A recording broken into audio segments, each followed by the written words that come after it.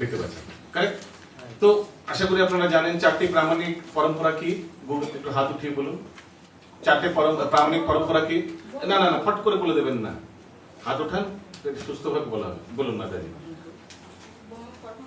হ্যাঁ, গুরু পরম্পরা। চারটে পরম্পরা কি, প্রামাণিক পরম্পরা কি? প্রশ্নটা বুঝেছেন? ইয়েস মাতাজি। আচ্ছা, প্রথম এক দুদিন কিছু মনে করবেন না, নাম, নিজের নাম বলে তারপরে যদি উত্তরটা দেন ভালো হয়, তাহলে আমরা বুঝে যাবো আস্তে আস্তে মাথায়। ইয়েস মাতাজি। শর্মিষ্ঠা মাতাজি বলুন। শ্রী সম্প্রদায়, কুমার সম্প্রদায়, সম্প্রদায়, যেটা আমরা রয়েছি, আর একটা হচ্ছে ভেরি নাইস। ঠিক আছে, এই চারটে প্রামাণিক পরম্পরা বা চারটে সম্প্রদায় প্রামাণিক সম্প্রদায় বলতে পারেন। তো ভগবান এই ভগবত জ্ঞান শ্রী মানে মা লক্ষ্মী বা লক্ষ্মী দেবীকে দিয়েছিলেন, তার থেকে একটি পরম্পরা আছে। শ্রী সম্প্রদায়ের আচার্যকে রামানুজাচার্য। তারপর ব্রহ্ম সম্প্রদায় ভগবান ব্রহ্মাজিকে জ্ঞান দিয়েছিলেন এই ভগবত জ্ঞান, আর সেই পরম্পরায় এটা আমরা দেখতে পাচ্ছি। ওনার এই ব্রহ্ম মধ্য গৌড়ীয় সম্প্রদায়ের আচার্যকে প্রমুখ আচার্য মধ্যাচার্য, কারেক্ট। থার্ড, ভগবান এই দিব্য জ্ঞান মহাদেব রুদ্র ওনাকেও দিয়েছিলেন। ওনার থেকে যে সম্প্রদায় হয় সেটি রুদ্র সম্প্রদায়। রুদ্র সম্প্রদায় আচার্যকে প্রামাণিক আচার্য, আচার্য তো অনেক আছে, নিম্বার্ক আচার্য। এই রুদ্র সম্প্রদায় আপনারা দেখবেন যদি ওয়েস্ট ইন্ডিয়ায় যান, এদের খুব ভালো মানে বেশি প্রচার ওখানে হয়েছে। পুষ্টিমার্গ বলে, পুষ্টিমার্গ বল্লভাচার্য সম্প্রদায়। এনাদের সম্প্রদায়, এনারা মহাপ্রভু বল্লভাচার্যকে মানেন, বল্লভাচার্যকে মহাপ্রভু বলেন। এনাদের মূল বিগ্রহ হচ্ছে যে বিগ্রহ মাধবাচার্যের, মাধবেন্দ্রপুরীর যে বিগ্রহ ছিল গোপালজি, যে গোবর্ধন উপর থেকে পরবর্তীকালে বল্লভাচার্য নিয়ে গেছেন কোথায়, নাথদুয়ারা, শ্রীনাথজি। তো সেই গোপাল বিগ্রহই আমাদের মেন পূজিত বিগ্রহ। উদয়পুর থেকে উপরে নাথদুয়ারা গিয়ে দেখতে পারেন, দর্শন করতে পারেন। তো এটা হচ্ছে পুষ্টিমার্গ বা রুদ্র সম্প্রদায়। মেন আচার্যকে নিম্বার্ক আচার্য। আর ওনারা মানে যেমন আমরা গৌরাঙ্গ মহাপ্রভুকে ভগবান রূপে মানি, ওনারা বল্লভাচার্যকে ভগবানের অবতার রূপে মানেন। একটু জানা উচিত অন্তত অন্যদের কি অন্যরা সম্প্রদায় কি করে। তো এই জিনিসটা হচ্ছে পুষ্টিমার্গী, ওনাদের পুষ্টিমার্গী বলে। ওনারা ওখানে রাধারানীর শ্রেষ্ঠটা হয়তো নেই, ওই জন্য দেখবেন গোপালজিকে পূজা করেন। কখনো যদি আপনারা গোবর্ধন পরিক্রমা করেন, গোবর্ধন থেকে একটু দূরে হচ্ছে চন্দ্র সরোবর। কেউ গেছেন এখানে চন্দ্র সরোবরে? আচ্ছা, তো চন্দ্র সরোবরে ওখানে সুরদাসজির ভজনস্থলী আছে। ওখানে ওটা পুষ্টিমার্গের একদম হেডকোয়ার্টার বলতে গেলে, সবাই ওখানে আসে। এই হচ্ছে রুদ্র সম্প্রদায়। এই যদি কখনো শরৎ পূর্ণিমা, সবচেয়ে বেশি ভিড়, শরৎ পূর্ণিমা রাত্রে ওই চন্দ্র সরোবরে সব পুষ্টিমার্গীরা তাদের লাড্ডু গোপাল নিয়ে আসবে, হাজার হাজার লোক সব আসবে। আর একটা স্থান আছে রাসস্থলী, ওখানে চন্দ্রমা একদম ঠিক ওই এই সময়ে একদম ওর উপরে চলে আসে। আর পুরো ফোকাস একদম, যেমন একটা এটা বুঝতে সব লাইট অফ করে যদি একটা লাইট জ্বালাই, তো একদম যেমন আমার ল্যাপটপের উপর পড়বে, ঠিক ওরকম অসাধারণ। যদি পারেন কখনো যাবেন, দর্শন করবেন চন্দ্র সরোবরে রাস পূর্ণিমার রাত্রে। আর চতুর্থ সম্প্রদায় কি প্রামাণিক? কুমার সম্প্রদায়। কুমার সম্প্রদায় ইউজুয়ালি এটা অলমোস্ট নন এক্সিস্টেন্ট, কারণ কি সবাই মানে লুপ্ত বলতে গেলে, ইনস্টিটিউশন ভালো করে চালাতে পারেনি আগে। এটা আপনার নর্থ ইন্ডিয়ায় খুব ভালো প্রচার হয়েছিল চতুষ্কুমারকে যখন ভগবান এই জ্ঞান দেয়, তাদের থেকে যে পরম্পরা, তাদের থেকে যে সম্প্রদায়, সেটা হচ্ছে কুমার সম্প্রদায়। আর এনাদের প্রমুখ আচার্যকে, সম্প্রদায় আচার্য বিষ্ণু স্বামী। ওকে, ক্লিয়ার? তো আবার ফেরত আসি। তো এখানে কি বলা হচ্ছে, আচ্ছা এই চারটে সম্প্রদায়ের ব্যাপারে কারো কোনো প্রশ্ন আছে? আমাদের সম্প্রদায় মধ্য সম্প্রদায়, ব্রহ্ম সম্প্রদায়, কিন্তু ব্রহ্ম মধ্য গৌড়ীয় এই জিনিসটা বলার কেন প্রয়োজন? কেন প্রয়োজন? তো ব্রহ্মা থেকে এসে বলে ব্রহ্ম সম্প্রদায়, সেটা বললেই তো হয়, সেটা বললেই তো হয়। ঠিক আছে, তো মহাপ্রভু তো ব্রহ্মাজির সেই ধারায় রয়েছে, তো ব্রহ্ম সম্প্রদায় বললেই তো হয়। কেন ব্রহ্ম মধ্য গৌড়ীয় সম্প্রদায় বলা উচিত, মানে টু বি প্রিসাইজ, মানে একদম যদি আপনি পুরো মানে জিনিসটাকে একদম পরিষ্কার রাখতে চান, তাহলে ব্রহ্ম মধ্য গৌড়ীয় সম্প্রদায় বললে ভালো হয়, মানে কোনো ডেভিয়েশন হবে না। কেন? প্রশ্নটা যদি বোঝা থাকে তাহলে হাত ওঠান, উত্তর রেডি থাকে। খুবই সহজ প্রশ্ন, ভেরি কমন। কারণ কি অনেকগুলো শাখা বেরিয়েছে, ব্রহ্ম মধ্য মধ্য থেকে মানে মধ্যাচার্য থেকে অনেক শাখা, সেই শাখা থেকে একটা শাখা যেটা গৌরাঙ্গ মহাপ্রভু এসেছেন, আবার গৌরাঙ্গ সেই শাখার কথা বলা হচ্ছে, সেটাতে ইসকন আমরা গৌড়ীয় মঠ এনারা আছি। ওই জন্য এই জিনিসটা করলে প্রিসাইজ হওয়া যায়। যেমন ধরুন আপনি পুরীতে যাচ্ছেন, তো দেখবেন ঠিক ঘন্টা দুয়েকের পর খড়গপুর আসে, ট্রেনে আসে না, খড়গপুর 2 ঘন্টার মধ্যেই আসে। তো ভায়া খড়গপুর, কেন? খড়গপুর থেকে তো আরো অনেক, খড়গপুর জাংশন, ওখান থেকে অনেকগুলো লাইন, একটা লাইন চলে গেছে, ওই ভুল লাইন ধরলে কোথায় চলে যাবেন? তো আপনাকে সেই লাইনটা ধরতে হবে, মানে যে পাইলট ট্রেনের তাকে সেই লাইনটা ধরতে হবে যে খড়গপুর থেকে যে লাইনটা পুরীর দিকে যাচ্ছে। ঠিক তেমনই ব্রহ্মাজির থেকে অনেকগুলো লাইন আছে, কিন্তু আপনি মধ্যাচার্য, ঠিক আছে, মধ্যাচার্য থেকে অনেকগুলো লাইন আছে, তো কোন লাইনটা আপনি কথা, আমরা কোন লাইনে আছি? হ্যাঁ, যেটা গৌরাঙ্গ মহাপ্রভু যে লাইন থেকে এসেছেন সেই লাইনে আমরা আছি। তো ইটস ভেরি ইম্পর্টেন্ট যে আমরা বলি ব্রহ্ম মধ্য গৌড়ীয় সম্প্রদায়, নাহলে অনেকগুলো শাখা প্রশাখা আছে। আপনারা যদি চৈতন্য চরিতামৃত পাঠ করেন তো দেখবেন প্রথমে মঙ্গলাচরণ আছে, বস্তু নিরূপণ এগুলো, তারপর শাখা প্রশাখাগুলো দেওয়া আছে। প্রথম 12 অধ্যায়ে চৈতন্য চরিতামৃতের আদি লীলায় 17 অধ্যায় আছে। প্রথম 12 অধ্যায়ের মধ্যে আই থিঙ্ক 9, 10, 11, 12 খুব সম্ভবত চৈতন্য মহাপ্রভু শাখা প্রশাখা, নিত্যানন্দ প্রভু শাখা প্রশাখা, অদ্বৈত আচার্য প্রভু শাখা প্রশাখা, এগুলো সব দেওয়া আছে। তো সব শাখা প্রশাখাগুলো দেওয়া আছে, মানে এনাদের থেকে কিন্তু অনেক প্রচার হয়েছে, যে অনেকগুলো বাইফার্কেশন হয়ে গেছে। ওই জন্যই আমাদের এই জিনিসটা জানা খুব দরকার যে আমরা কোন শাখা প্রশাখায় আছি। কারণ কি, এই এক একজনের থেকে অনেকগুলো শিষ্য বেরিয়েছে। মাধবেন্দ্রপুরীর অনেক শিষ্য ছিলেন, ঈশ্বরপুরীর অনেক শিষ্য ছিলেন, মহাপ্রভুর অনেক শিষ্য ছিলেন। ওনাদের মধ্যে রূপ গোস্বামী, এই যে লাইনটা আছে, ওনাদের শিষ্য, ওনার শিষ্য কৃষ্ণদাস কবিরাজ গোস্বামী আসলে নিত্যানন্দ প্রভু শিষ্য, মানে দীক্ষা গুরু। নরোত্তম দাস ঠাকুর, বিশ্বনাথ ঠাকুর, এই লাইনটা, এই লাইনের মধ্যে ইসকন আমরা আছি। তো এটা মনে রাখতে হবে। আরো যদি আপনারা ভালো করে এই গুরু পরম্পরা বা এই আমাদের ব্রহ্মমধ্য গুরু পরম্পরা শাখা প্রশাখা যদি জানতে চান, কখনো যদি পারেন শরৎ বস্ত্র রোডে আমাদের গীতা ভবন আছে, জানেন? গীতা ভবনের অফিসটাই যাবেন একবার, নিচে গ্রাউন্ড ফ্লোরে একটা অফিস আছে, অফিসে গিয়ে দেখবেন ওপরে কোনো এক ভক্ত পুরো সুন্দরভাবে পুরো গীতা ভবনের অফিসের দেওয়ালে, দেখেছেন কি আমি কি বলছি? হ্যাঁ, পুরো পরম্পরা সুন্দর করে পেন্টিং করে দেওয়া, লিখে দিয়ে নামটা পুরো দেওয়া আছে, যে কোথা থেকে কি কি শাখা প্রশাখা বেরিয়েছে। যদি আপনারা কখনো জানেন তো, আমাদের একটা প্রপার্টি আছে ইসকনের লাইব্রেরি, ওটাকে আমরা বলি, এটা শিশু মঙ্গল হসপিটালের সামনে, জানেন তো? উল্টো দিকে একটা গলির ভেতর দিয়ে যেতে হবে, গিয়ে একবার দেখবেন। ওকে,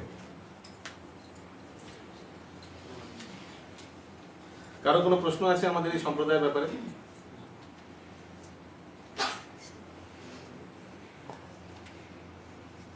ওকে, প্রকৃতপক্ষে এই আন্দোলনের পিতা হচ্ছেন শ্রীকৃষ্ণ নিজেই, কারণ বহুদিন পূর্বে তিনি এই আন্দোলনটি শুরু করেন, কিন্তু গুরু পরম্পরা ধারায় আজকের মানুষের কাছে তা সুলভ হয়ে নেমে এসেছে।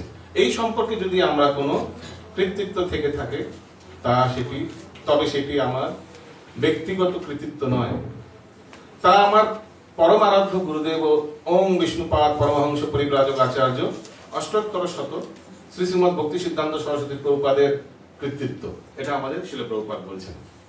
এই বিষয়ে আমি যদি কোনো কৃতিত্ব থেকে থাকে, আমার যদি কোনো কৃতিত্ব থেকে থাকে, তবে সেটা শুধু এই জন্যই যে ভগবদ্গীতাকে আমি অবিকৃতভাবে নিবেদন করার চেষ্টা করছি, উইদাউট এনি ডেভিয়েশন। যেভাবে পরম্পরা বলে এসছে, যেভাবে যেই মুডে, যেই ধারায়, যেই জিনিসটা বোঝাতে চেষ্টা করছেন, সেই জিনিসটাকে আমি তুলে ধরেছি, আর সেটাই আমি আমার তাৎপর্যে লিখেছি। এটাই প্রভুপাদ বলতে চাইছেন। কোনো চেঞ্জ, কোনো নিজের পার্সোনাল নাথিং, যেটা যেভাবে দিয়েছেন গুরু পরম্পরার ধারায়, হ্যাঁ, যেন ডেভিয়েশন না হয়, ওইভাবে দিয়ে এসছে। যেমন ধরুন, এই কখনো আপনারা চাইনিজ উইসপার খেলেছেন? জানি না, সময় হলে খেলতে পারি আজকে আমরা। চাইনিজ উইসপার খেলেছেন? এই গেমটা খেলেছেন কখনো? ওকে, তো জাস্ট একটা বিশ্লেষণ হলে খুব ভালো হবে জিনিসটা। আমি আপনাকে একটা কানে কথা বলবো, আপনি ওনাকে বলবেন, আপনি ওনাকে বলবেন, আর উনি আমাকে বলবেন, ঠিক আছে? আসুন।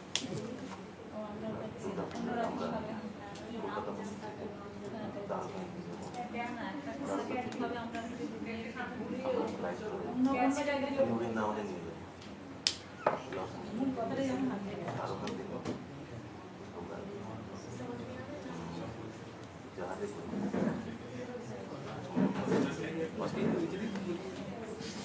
যেটা আমি আপনাকে বললাম ওটা ওনাকে বলুন। কেন এই জিনিসটা বললে না, পুরো এই ডেভিয়েশন যে বিকৃতি কোথা থেকে হয়, মানে ডেভিয়েশন কোথা থেকে হয় এটা বুঝে যাবে এই এই ছোট এক্সারসাইজ থেকে। ওনাকে বলুন তত্ত্ব নৃসিংহ প্রভু নাম ভুলে গেলাম, পরম পরম পুরুষ প্রভু স্যার। আপনি দেখবেন যখন ঘুরে যখন আসছে আমার, তখন জিনিসটা কিভাবে ডেভিয়েশন হবে দেখবেন। বলুন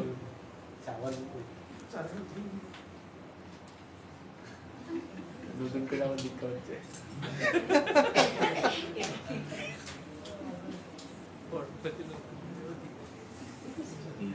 আরেকটা জিনিস বলছি, যারা যত দূরে থাকবেন তারা তত বঞ্চিত থাকবেন ক্লাস ডিসকাশন থেকে। সবচেয়ে ভালো হয় সামনে সামনে বসে, দেখা যায় জায়গা ফাঁকা কিন্তু তারা লোকে পেছনে বসে আছে। সবচেয়ে বেশি ডিভিশন তাদের হবে, ডিভিশন বুঝতে পেরেছেন তো, মন এদিক ওদিক ওদিক ওদিক, মোবাইল দেখে নি, এটা দেখে নি, হোয়াটসঅ্যাপ চেক করে নি, এটা তাদেরই হবে যারা তত দূরে থাকবে। ঠিক আছে, আপনি তাও তো দেখতে পাচ্ছেন, বাকিরা এখানে জায়গা আছে তাও লোকে দূরে আছে, গড নোজ ভাই, আপনার কথা বলছি না। বাকিরা সামনে এসে বসুন না, জায়গা আছে, মাতাজিরা সামনে এসে বসুন, এখানে প্রভুরাও জায়গা আছে। প্রভুরা তো সবচেয়ে ভালো। আমরা কি করি, যখন প্রচন্ড ভিড় থাকে তাও আমরা চলে যাই ভেতরে, গিয়ে কারো কোলে বসে যাই প্রভুদের, তখন সে একটু পর করে কোথা থেকে চলে এসছে, ঠিক জায়গা হয়ে যায়। খেয়াল করেছেন? ওকে, শুনেছেন?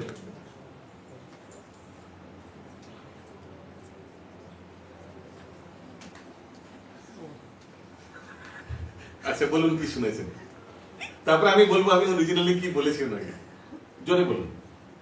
এখানে আমরা কলকাতা মন্দির থেকে দ্বারকায় যাব, দ্বারকা থেকে ম্যাচলেস যাব, ম্যাচলেস থেকে আবার দ্বারকায় যাব। আরে কৃষ্ণ, দেখেছেন, বুঝতে পারছেন কিভাবে ডিভিশন হয়। তো আমি বলেছিলাম যে আমরা এবার পুজোর ছুটিতে আমরা দ্বারকায় যাব কলকাতা মন্দির থেকে, ওখান থেকে ফ্লাইটে করে আমরা যাব নিউ বৃন্দাবন। ওটা হচ্ছে আমেরিকা যে নিউ বৃন্দাবন আছে সেখানে যাব, ওখান থেকে ফিরে আসার সময় আমরা জাহাজে করে অস্ট্রেলিয়া যাব, এটাই বলেছিলাম। কিন্তু দেখুন কিভাবে জিনিসটা ডিস্টরশন হয়েছে। এবং পরম্পরা প্রাপ্তম ইমম রাজর্ষয় বিদু সকালীনা মাহাতা যোগ নষ্ট পরান্ত। তো আপনি বুঝতে পারছেন এই তিনটে সেন্টেন্স যদি এইভাবে ডাইভার্ট হতে পারে, পুরো শাস্ত্র তত্ত্ব কিভাবে ডাইভার্ট হয়ে যায় যখন এটা পরম্পরার ধারায় চলতে থাকে। আরেকটা উদাহরণ দিচ্ছি, যদিও এটা হয়তো কারোর হজম হবে না, কিন্তু এই সিদ্ধান্তটাকে বোঝানোর জন্য আমরা যখন পানিহাটি মন্দিরে আমরা কীর্তন করতাম, কীর্তন করতে করতে আমরা অনেক কিছু অ্যাড করতাম কীর্তনে, যেমন গৌরাঙ্গেরা, এটা তো তাও আছে, কয়টা কয়টা কীর্তনে এক্সট্রা এক্সট্রা লাইন আমরা দিই না, যেমন গৌরার্থী কীর্তনটা, গৌরার্থী কীর্তনে কয়টা এক্সট্রা এক্সট্রা কীর্তন। তো আমাদের টেম্পল প্রেসিডেন্ট খুব মালুম করতেন, কেন তুমি অ্যাড করছো? ভক্তিবিনোদ ঠাকুর তো অ্যাড করেনি, ভক্তিবিনোদ ঠাকুর তো অ্যাড করেনি, দেখো কোথায় অ্যাড করেছে, নামাটা করেছে দেখো কোথায় অ্যাড করেছে, ভক্তিবিনোদ সঞ্চালনে দেখো কোথায় অ্যাড করেছে, তুমি কেন অ্যাড করছো? Why you are adding? Rupa তো অ্যাড করেনি কখনো। কেন? कारण कि एक टुकटाक छोटे छोटे पर बहुत क्या फर्क पड़ता है, छोटा ही डेविएशन क्या फर्क पड़ता है ওই ছোট ছোট ডেভিয়েশন পরবর্তীকালে আপনি কিছুটা অ্যাড করলেন, পরজন্ম আর নেক্সট জেনারেশন দু চারটা আরো অ্যাড করবে, এইভাবে অ্যাড করতে করতে মেইন জিনিসটাই আউট হয়ে যাবে পরবর্তীকালে। এরপরে যখন কেউ নামট্য লিখবে তখন সে হয়তো অ্যাড করলো এটা, এরপরে যখন রিভিশন হলো, নামট্য তো রিভিশন হতেই থাকবে না, নতুন প্রিন্ট আউট সে এটা অ্যাড করে নি, আমাদের মায়াপুর তো এটাই চলছে এখন, তো আরেকজন অ্যাড করে নেবে। আবার যখন জুহু টেম্পল, কারণ ওখানে বিবিটি আছে, ওখানে যখন প্রিন্ট আউট হবে আরো এবিডি, ওই জন্য ডিভিশন হতে হতে কখন ক্লাসটা কি হয়ে যাবে ভগবান জানে, যে মেন জিনিসটা লুপ্ত হয়ে যাবে। আরেকটা উদাহরণ দিচ্ছি, ধরুন কলকাতা থেকে একটা ফ্লাইট ছাড়লো, এটা ফ্লাইটটা যাচ্ছে বম্বে। সাধারণত কি হয়, ফ্লাইটটা পাইলট কি করে, এটা বুঝিয়েছিলাম এটা গতদিন।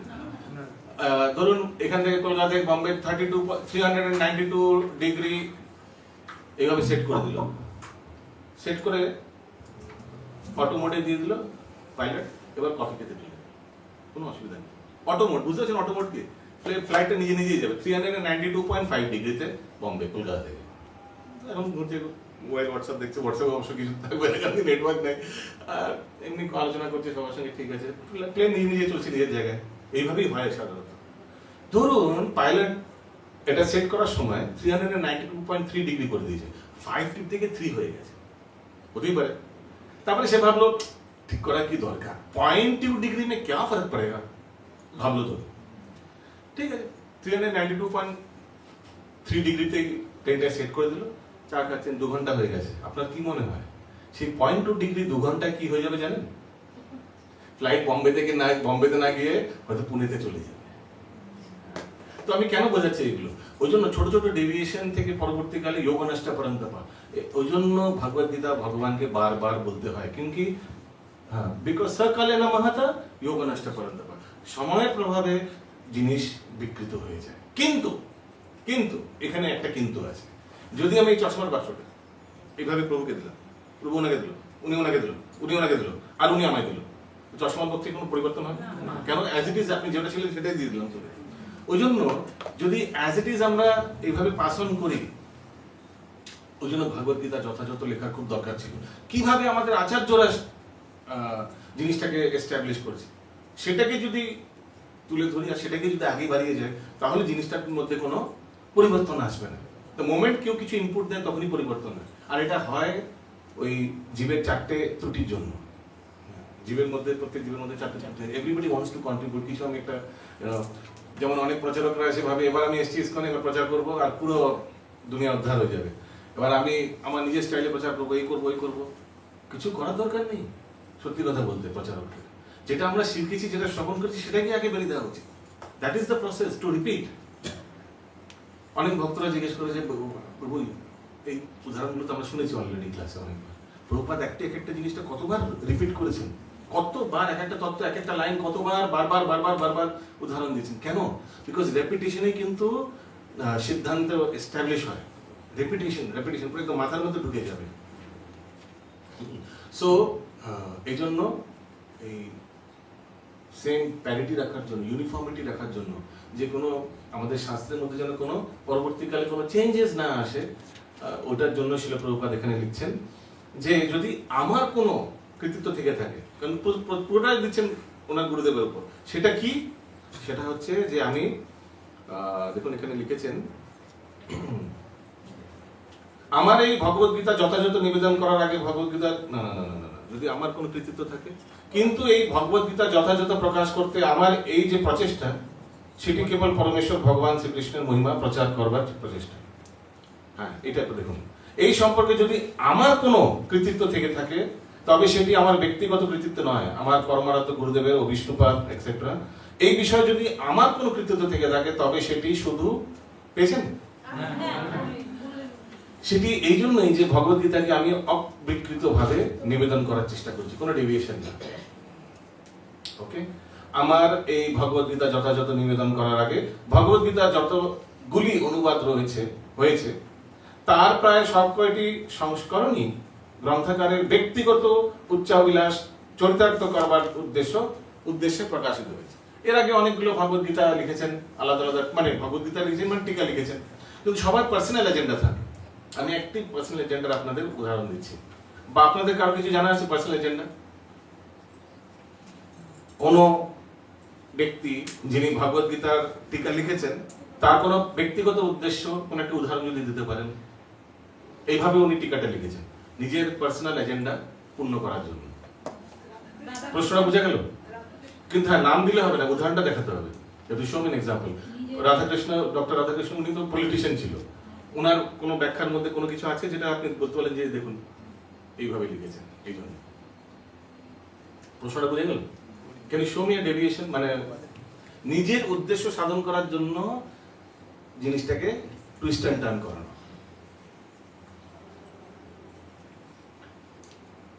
কারো কোনো উদাহরণ আছে? ওকে, তো আমরা শুনেছি কর্ম কিয়ে যা ফল কি আশা মত কর, কর্মণ্য ভাধিকার হস্তে মা ফলেষু কদাচনা, কর্ম করে যাও, ফলের আশা করো না।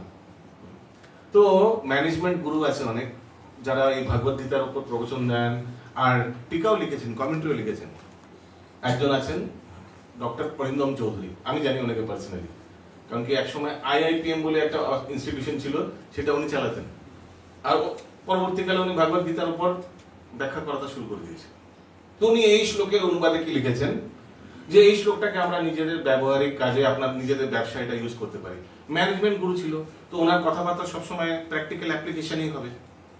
উনি বলছেন এটা আমরা বোঝাতে পারি যে যখন কখনো যদি স্যালারি হাইকের জন্য স্টাফ লেবাররা খুব ঝামেলা করে হাঙ্গামা করে, তখন আমরা বলতে পারি যে ম্যানেজমেন্ট বলবে কর্ম কিয়ে যা ফল কি আশা মত কর। না না, এবার বোনাস দিতে হবে, 10 বছর হয়ে গেছে আপনি বোনাস দেননি পুজোর সময়। আরে ভগবান ভগবত গীতায় বলছে কর্ম কিয়ে যা ফল কি আশা মত কর, কর্ম বাধিকার আসতে মা ফলি শুকনা। তো দেখুন ওই সেই জিনিসটাকে তুলে ধরছে নিজের উদ্দেশ্য পূর্ণ করার, মানে সাধন করার জন্য। সো তো এটাকে কি এইভাবে নেওয়া উচিত, কারণ কি যে ফল কি আশা মত কর না? কেন? কারণ কি আমরা যদি আগে পিছে দেখি শ্লোকগুলোর আগে পিছে ভগবান কিসের ব্যাপারে বলছে, কর্ম কি সেটাকে ডিফাইন করেছে, কর্ম অকর্ম বিকর্ম এগুলোকে ডিফাইন করেছে। তো যদি আইসোলেশনে কোন একটা জিনিস নেওয়া হয় তো সেভাবে নেবেন, কারণ কি তাদের পার্সোনাল এজেন্ডা পূর্ণ করার জন্য। ওকে, আগে হ্যাঁ যেটা আপনাদের সুবিধা। ওই যে রিমোট বা একটা কাজ করুন না, ফ্ল্যাটটা আপনার দিকে বলে হয়তো ঠান্ডা লাগছে, নামিয়ে দিন, তাহলে কোনো ঠান্ডা লাগার প্রবলেম নেই, তো নামিয়ে দিলে ভালো হয়। ওই তো না না, এত বড় রুম, দুটো এসি, এসি তো লাগবে।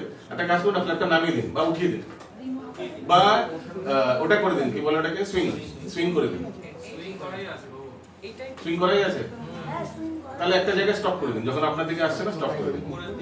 বা আপনি একটু আগে চলে আসুন না, এদিকে চলে আসুন না, এই জায়গাটা ফাঁকা, তাহলে এদিকে এসি।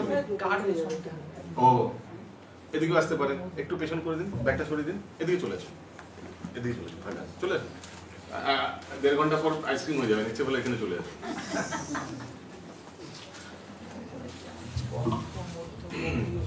ইয়েস,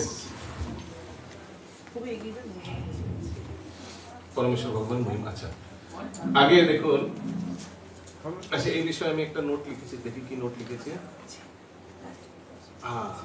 তো দেখুন যেভাবে শিলা প্রভুপাদ নিজের গুরুদেবকে বারবার কৃতিত্ব দিচ্ছেন, যে যদি সেটা আমার ব্যক্তিগত কৃতিত্ব নয়, আমার পরমারাধ্য গুরুদেবের কৃতিত্ব, ঠিক তেমনই দেখবেন প্রত্যেক আচার্যরা গ্রন্থ লেখার আগে, টিকা লেখার আগে, বা গ্রন্থ লেখার আগে বা গ্রন্থ লেখার মাঝখানেও দেখবেন তাদের গুরুদেবের সবসময় কৃতিত্ব দিচ্ছেন।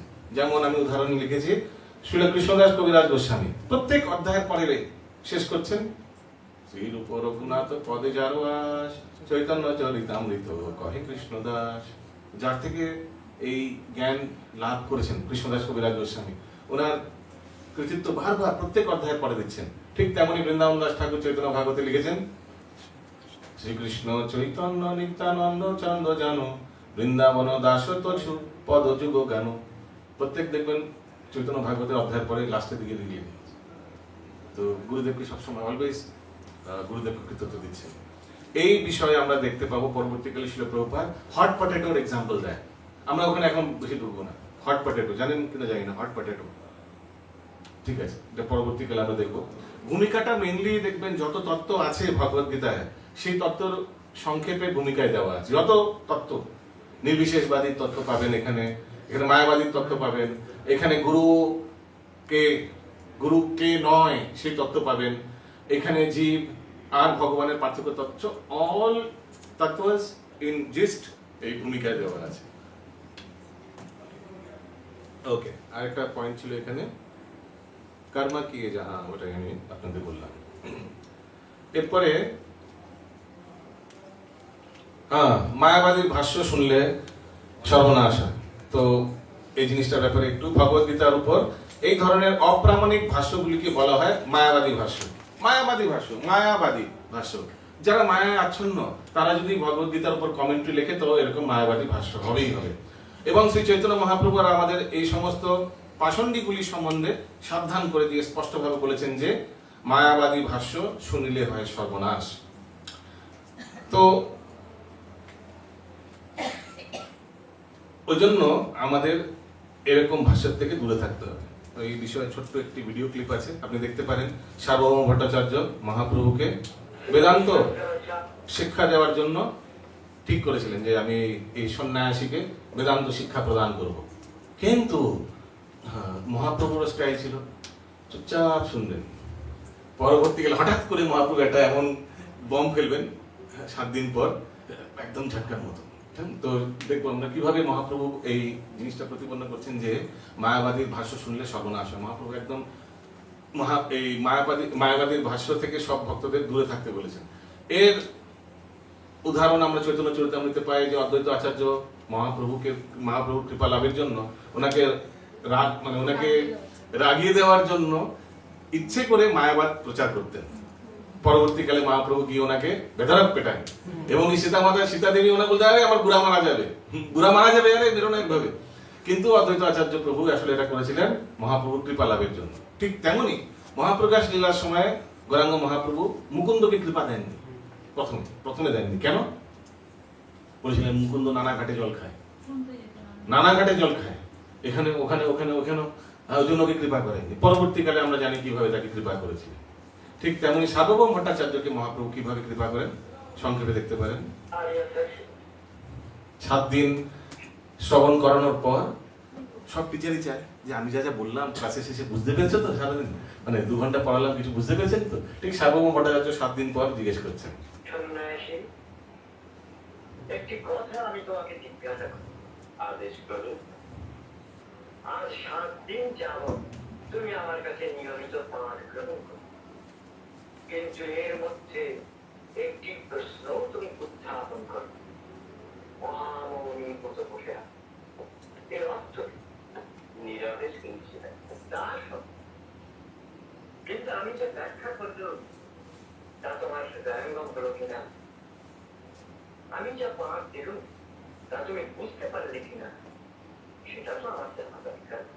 যে হ্যাঁ, আমাদের কাছে প্রাঞ্জল ব্যাখ্যা অপূর্ব ব্যাখ্যা, এটা হচ্ছে সব ওনারই শিষ্যরা। তো এই মায়াবাদী শঙ্করাচার্যের প্রাঞ্জল ব্যাখ্যা বলা হয়। ওই পাখাগুলো একটু অফ করলে ভালো হয়। বেদান্তের সব জটিলতা আপনার ব্যাখ্যায় একেবারে সরল হয়ে গেছে। সন্ন্যাসী, তোমারও কি ওই মত? না, কেন? আপনার বেদান্ত ব্যাখ্যা কিছুই আমার বোধগম্য হয়। আপনার ব্যাখ্যা ভুল। আমার ব্যাখ্যা ভুল জানো যে আমি সার্বভৌম ভট্টাচার্য সারা ভারতকে শিক্ষা দিয়েছি বেদান্ত। ভুল শিক্ষা দিয়েছি সার্বভৌম, বেদান্তের সারমর্ম তোমার কিছুই উপলব্ধি হয়। তুমি আমার নাম ধরে ডাকো। তুমি মায়াবাদী, তাই বেদান্তের অপব্যাখ্যা করে স্বয়ং ঈশ্বরকে অস্বীকার করেছে। তো এইভাবে আমরা দেখতে পাই কিভাবে ভগবান গৌরাঙ্গ মহাপ্রভু এই মায়াবাদী ব্যাখ্যাকে সবসময় খণ্ডন তিরস্কার জন্য একদম অলওয়েজ রেডি। ঠিক তেমনি ওনার পরম্পরায় শিল ভক্তি সিদ্ধান্ত সরস্বতী প্রভুপাদ আমরা দেখতে পাই কিভাবে এই মায়াবাদ অপসম্প্রদায়, আউল বাউল এই সখাবৃন্দ 13 অপসম্প্রদায়কে খণ্ডন করার জন্য কত উনি আন্দোলন করেছেন। পরবর্তীকালে ওনাকে হত্যা করার জন্য এই অপসম্প্রদায়গুলি অনেক চেষ্টা করেছেন। ইনফ্যাক্ট একবার তো ওই একদম ঠিকই হয়ে গেছিল ওনাকে ওই দিন হত্যা করবেন। তো পরবর্তীকালে ওনার এক শিষ্য কেশব মহারাজ মনে হয় ওই ড্রেস চেঞ্জ করে কিভাবে ওনাকে ঠিক বার করিয়ে দিয়েছিলেন ওখান থেকে। আর তেমনি আমরা দেখতে পাই শিল প্রভুপাদও ওনার তাৎপর্য কতবার মায়াবাদের বিরুদ্ধে লিখছেন। আমি প্রথমে ভাবছিলাম প্রভুপাদ এত মায়াবাদ এত কোথায় মায়াবাদ দেখতে পাই আমরা। কিন্তু যতদিন যাবে তত একটু অজপাড়াগা একটু দিকে গেলে আরো ভালো করে এইগুলো দেখতে পাবে। কলকাতা শহরের মাঝখানে কর্মী দেখতে পাবেন। মায়াবাদ দেখতে হলে একটু মফস্বলের দিকে গেলে আরো ভালো স্পষ্ট ভাবে, অপসম্প্রদায়গুলো দেখতে হলে একটু গ্রামের দিকে আরো ভালোভাবে দেখতে পাবেন। আগে বলছেন যে ভগবদ গীতার ভ্রান্ত পাঠক অবশ্যই পারমার্থিক জীবনে পথভ্রষ্ট হয়ে পড়বে এবং ভগবানের কাছে ফিরে যেতে অক্ষম হবে এই মায়াবাদের ভাষ্য শুনলে। যেই উদ্দেশ্য সাধন করার জন্য ব্রহ্মা প্রতিদিন একবার, অর্থাৎ প্রতি এই ফিগারটা দেখছেন বছরে ভগবান শ্রীকৃষ্ণ এই পৃথিবীতে অবতরণ করেন, সেই উদ্দেশ্যকে অনুপ্রাণিত করে বদ্ধ জীবদের পথ প্রদর্শন করার জন্য এই ভগবদ গীতা যথাযথ প্রকাশিত হয়েছে। তো ভগবানও মাঝে মাঝে অবতরণ হচ্ছেন কেন? জীবদের উদ্ধার করার জন্য। ঠিক তেমনি ভগবদ গীতা ভগবান কিভাবে জীবদের উদ্ধার করছেন? ভক্তদের পাঠিয়ে, শাস্ত্র পাঠিয়ে বা শাস্ত্র ব্যাখ্যা করে, বা কখনো কখনো নিজে নিজে স্বয়ং আসছেন অবতরণ হওয়ার জন্য। তো নিজে কখন আসছেন? আমরা জানি ব্রহ্মার প্রত্যেক দিনে একবার করে আসছেন ভগবান। কোন মনুর কোন কোন মনুতে আসছেন? সপ্তম মনুর সপ্তম মনু অষ্টবিংশতি 28 চতুর্যুগে, দাপরের শেষে বলি। দাপরের শেষে। তো ভগবান স্বয়ং ভগবান শ্রীকৃষ্ণ অবতরণ হচ্ছেন। হরে কৃষ্ণ। কারো ঘুম টুম পেলে প্লিজ উঠে দাঁড়িয়ে ক্লাস শুনুন, নাহলে এত কষ্ট করে এসছেন সময় অপচয় হবে, ঠিক না? যদি কারো ঘুম আসতেই পারে, এটা কোনো মানে কেউ মন খারাপ করবে না যে আমার ঘুম চলে এসছে, কি অন্যায় হয়ে গেল, এটা আমাদের হাতে নেই। তো আসতে পারে, কোনো অসুবিধা নেই। আমরা ভাগবতম ক্লাসে যখন আমরা সকালবেলা ক্লাস করি, ঘুম আসতেই পারে, আসলে উঠে দাঁড়িয়ে গেলে ঘুম সাধারণত হয় না, অনেকে আবার দাঁড়িয়ে দাঁড়িয়ে ঘুমায়। হ্যাঁ, তো তো এই জন্য ভগবদ গীতাও এটি একটি মাধ্যম জীবদের উদ্ধার করার। যেমন ভগবান অবতরণ হচ্ছেন, অবতরণ হলে কি হয়, লাভটা কি করে, জীব উদ্ধার হয়। ভগবান অবতরণ হলে জীব উদ্ধার হয় কি করে? ভগবান অবতরণ হলে লীলা করবেন, সে লীলা লোকে শুনবে, শ্রবণ করবে, সেটার ব্যাপারে চিন্তন করবে, সেটার ব্যাপারে ড্রামা হবে, কত কিছু হবে। ভক্তরা তো অনেক কিছু করে ফেলে, সেই কীর্তন হবে, ভজন হবে, সেই লীলার উপর বেসিস করে, হয় না? ভগবান ধরুন নৃসিংহ অবতার নিয়েছেন হিরণ্যকশিপুকে বধ করার জন্য, এটা তো এমনি বধ করতে পারে, কাউকে পাঠিয়ে বা চোখ বন্ধ করলেন, ওখান থেকে হিরণ্যকশিপুর হার্ট অ্যাটাক হলো, মারা গেল, হতে পারে না? করেছেন এইভাবে? না। ভগবান রামচন্দ্র রাবণকে মারার জন্য কি দরকার ছিল? সব বানর সেনাকে বলতে পারে রাবণ মারা গেল, কি করে? আমি হার্ট অ্যাটাক দিয়ে দিয়েছি, তাহলে আমরা কি করবো? বলে এবার বাড়ি চলে যাও। বাড়ি চলে যাবো? আরে আমরা সব এসেছি আপনাদের জন্য, ব্রিজ বানাবো, শ্রীলঙ্কায় গিয়ে ফাইট হবে, তো ভক্তদের এনগেজ করার জন্য। কেন? কারণ কি ভক্তদের ভক্তিতে এনগেজ করালে তাদের উদ্ধার হবে। তো ওই জন্য ভগবান অবতরণ হন। বিনা কুছ কিয়ে হয়ে জিনিসটাকে প্রথমে গড়বড় করে দেন, তারপরে সেই জিনিসটাকে আবার ঠিকঠাক করে। এই লীলা শুনতে শুনতে আমাদের উদ্ধার হয়ে যায়। যেমন আমি বলছিলাম, এর উপর কীর্তন হবে, ড্রামা হবে, এই হবে, ওই হবে, ফেস্টিভ্যাল হবে, আমরা ডান্স করবো, প্রসাদ পাবো, এই করতে করতে ভক্ত সঙ্গ হবে, আর আমরা উদ্ধার হয়ে যাবো। তো এইভাবে ঘুরিয়ে ফিরিয়ে ফিরিয়ে ফিরিয়ে উদ্দেশ্য ঠিক তেমনই Bhagavad Gita, another instrument for lord. Bhagavad Gita কত 40 না 45 মিনিটে বলা হয়েছে, আমরা শুনেছি ওইখানে অর্জুনকে, 42 মিনিটস না 45 মিনিটসে। যদিও আমরা যখন এটাকে রিসার্চ করি 2-3 ঘন্টা তো লেগেই যায়, আমরা যখন পাঠ করি 2-3 ঘন্টা 700 শ্লোক তো লেগেই যায়। কিন্তু উদ্দেশ্য কি? কেউ বলবে অর্জুনকে উদ্ধার করার জন্য। অর্জুন কি? পাণ্ডবরা শুদ্ধ ভক্ত, কি উদ্ধার করবেন শুদ্ধ ভক্তকে? এমনিতে উদ্ধার হয়ে যেতে পারে, ঠিক না? তো আসলে কাউকে তো একটা নিতে হবে, একটা ইন্টারভিউর জন্য কেউ তো একটা মানে বালিকা বাকরা বা কাউকে তো নিতে হবে, তো ওই জন্য অর্জুনকে নেওয়া হয়েছে। তো কেউ প্রশ্ন করতে পারে তখন, শুদ্ধ ভক্তকে নিল কেন? আপনি বলছেন পাণ্ডবরা শুদ্ধ ভক্ত, তো শুদ্ধ ভক্তকে নিল কেন? প্রচার করার জন্য, ভগবদ গীতার জ্ঞান দেওয়ার জন্য। তো কাকে নেবে বুঝতে হবে। ধরুন কোনো কাউকে, ধরুন কোনো মদতির রোলে, ড্রাঙ্কার রোলে যদি কোনো দরকার হয় স্টেজে, তো সত্যি সত্যি কি মদতিকে নেবেন? কেন? সে কি করবে ভগবান জানে, যে রোলটা সে কি করবে কোনো গ্যারান্টি নেই, ঠিক না? তো কি করবেন? তো আমরা কি করি, একটা নর্মাল লোককে নিই, কিন্তু সে একটু অ্যাক্টিং করে যে মদ খেয়েছে, ঠিক না? ঠিক তেমনই অর্জুন ভগবানের শুদ্ধ ভক্ত, কিন্তু ওখানে ওনাকে একটু মায়ায়, যোগমায়া দিয়ে একটু আচ্ছন্ন। যোগমায়া কেন? কারণ কি শুদ্ধ ভক্ত। যদি বাহার কা আদমি হতা তো মহামায়া, কিন্তু ভক্ত বলে যোগমায়া দিয়ে ওনাকে একটু ঢেকে রেখেছেন। তো উনি প্রশ্ন করছেন, আচ্ছা না আমি যুদ্ধ করবো না। কেন করবেন? না আমার সব জানাশোনা লোক, ঠিক না? এইভাবে একটু এইভাবে করবেন তো, আর ভগবান সেগুলোর উত্তর দেবেন একটা একটা করে। আর উদ্ধার কে হবে? আমরা সবাই। কারণ কি অর্জুন তো অলরেডি উদ্ধার হয়ে গেছে না। তো ঠিক তেমনি প্রভুপাদ এই প্রসঙ্গে আরেকটি উদাহরণ দিচ্ছেন, সেটা হচ্ছে কি, ঝিকে বউকে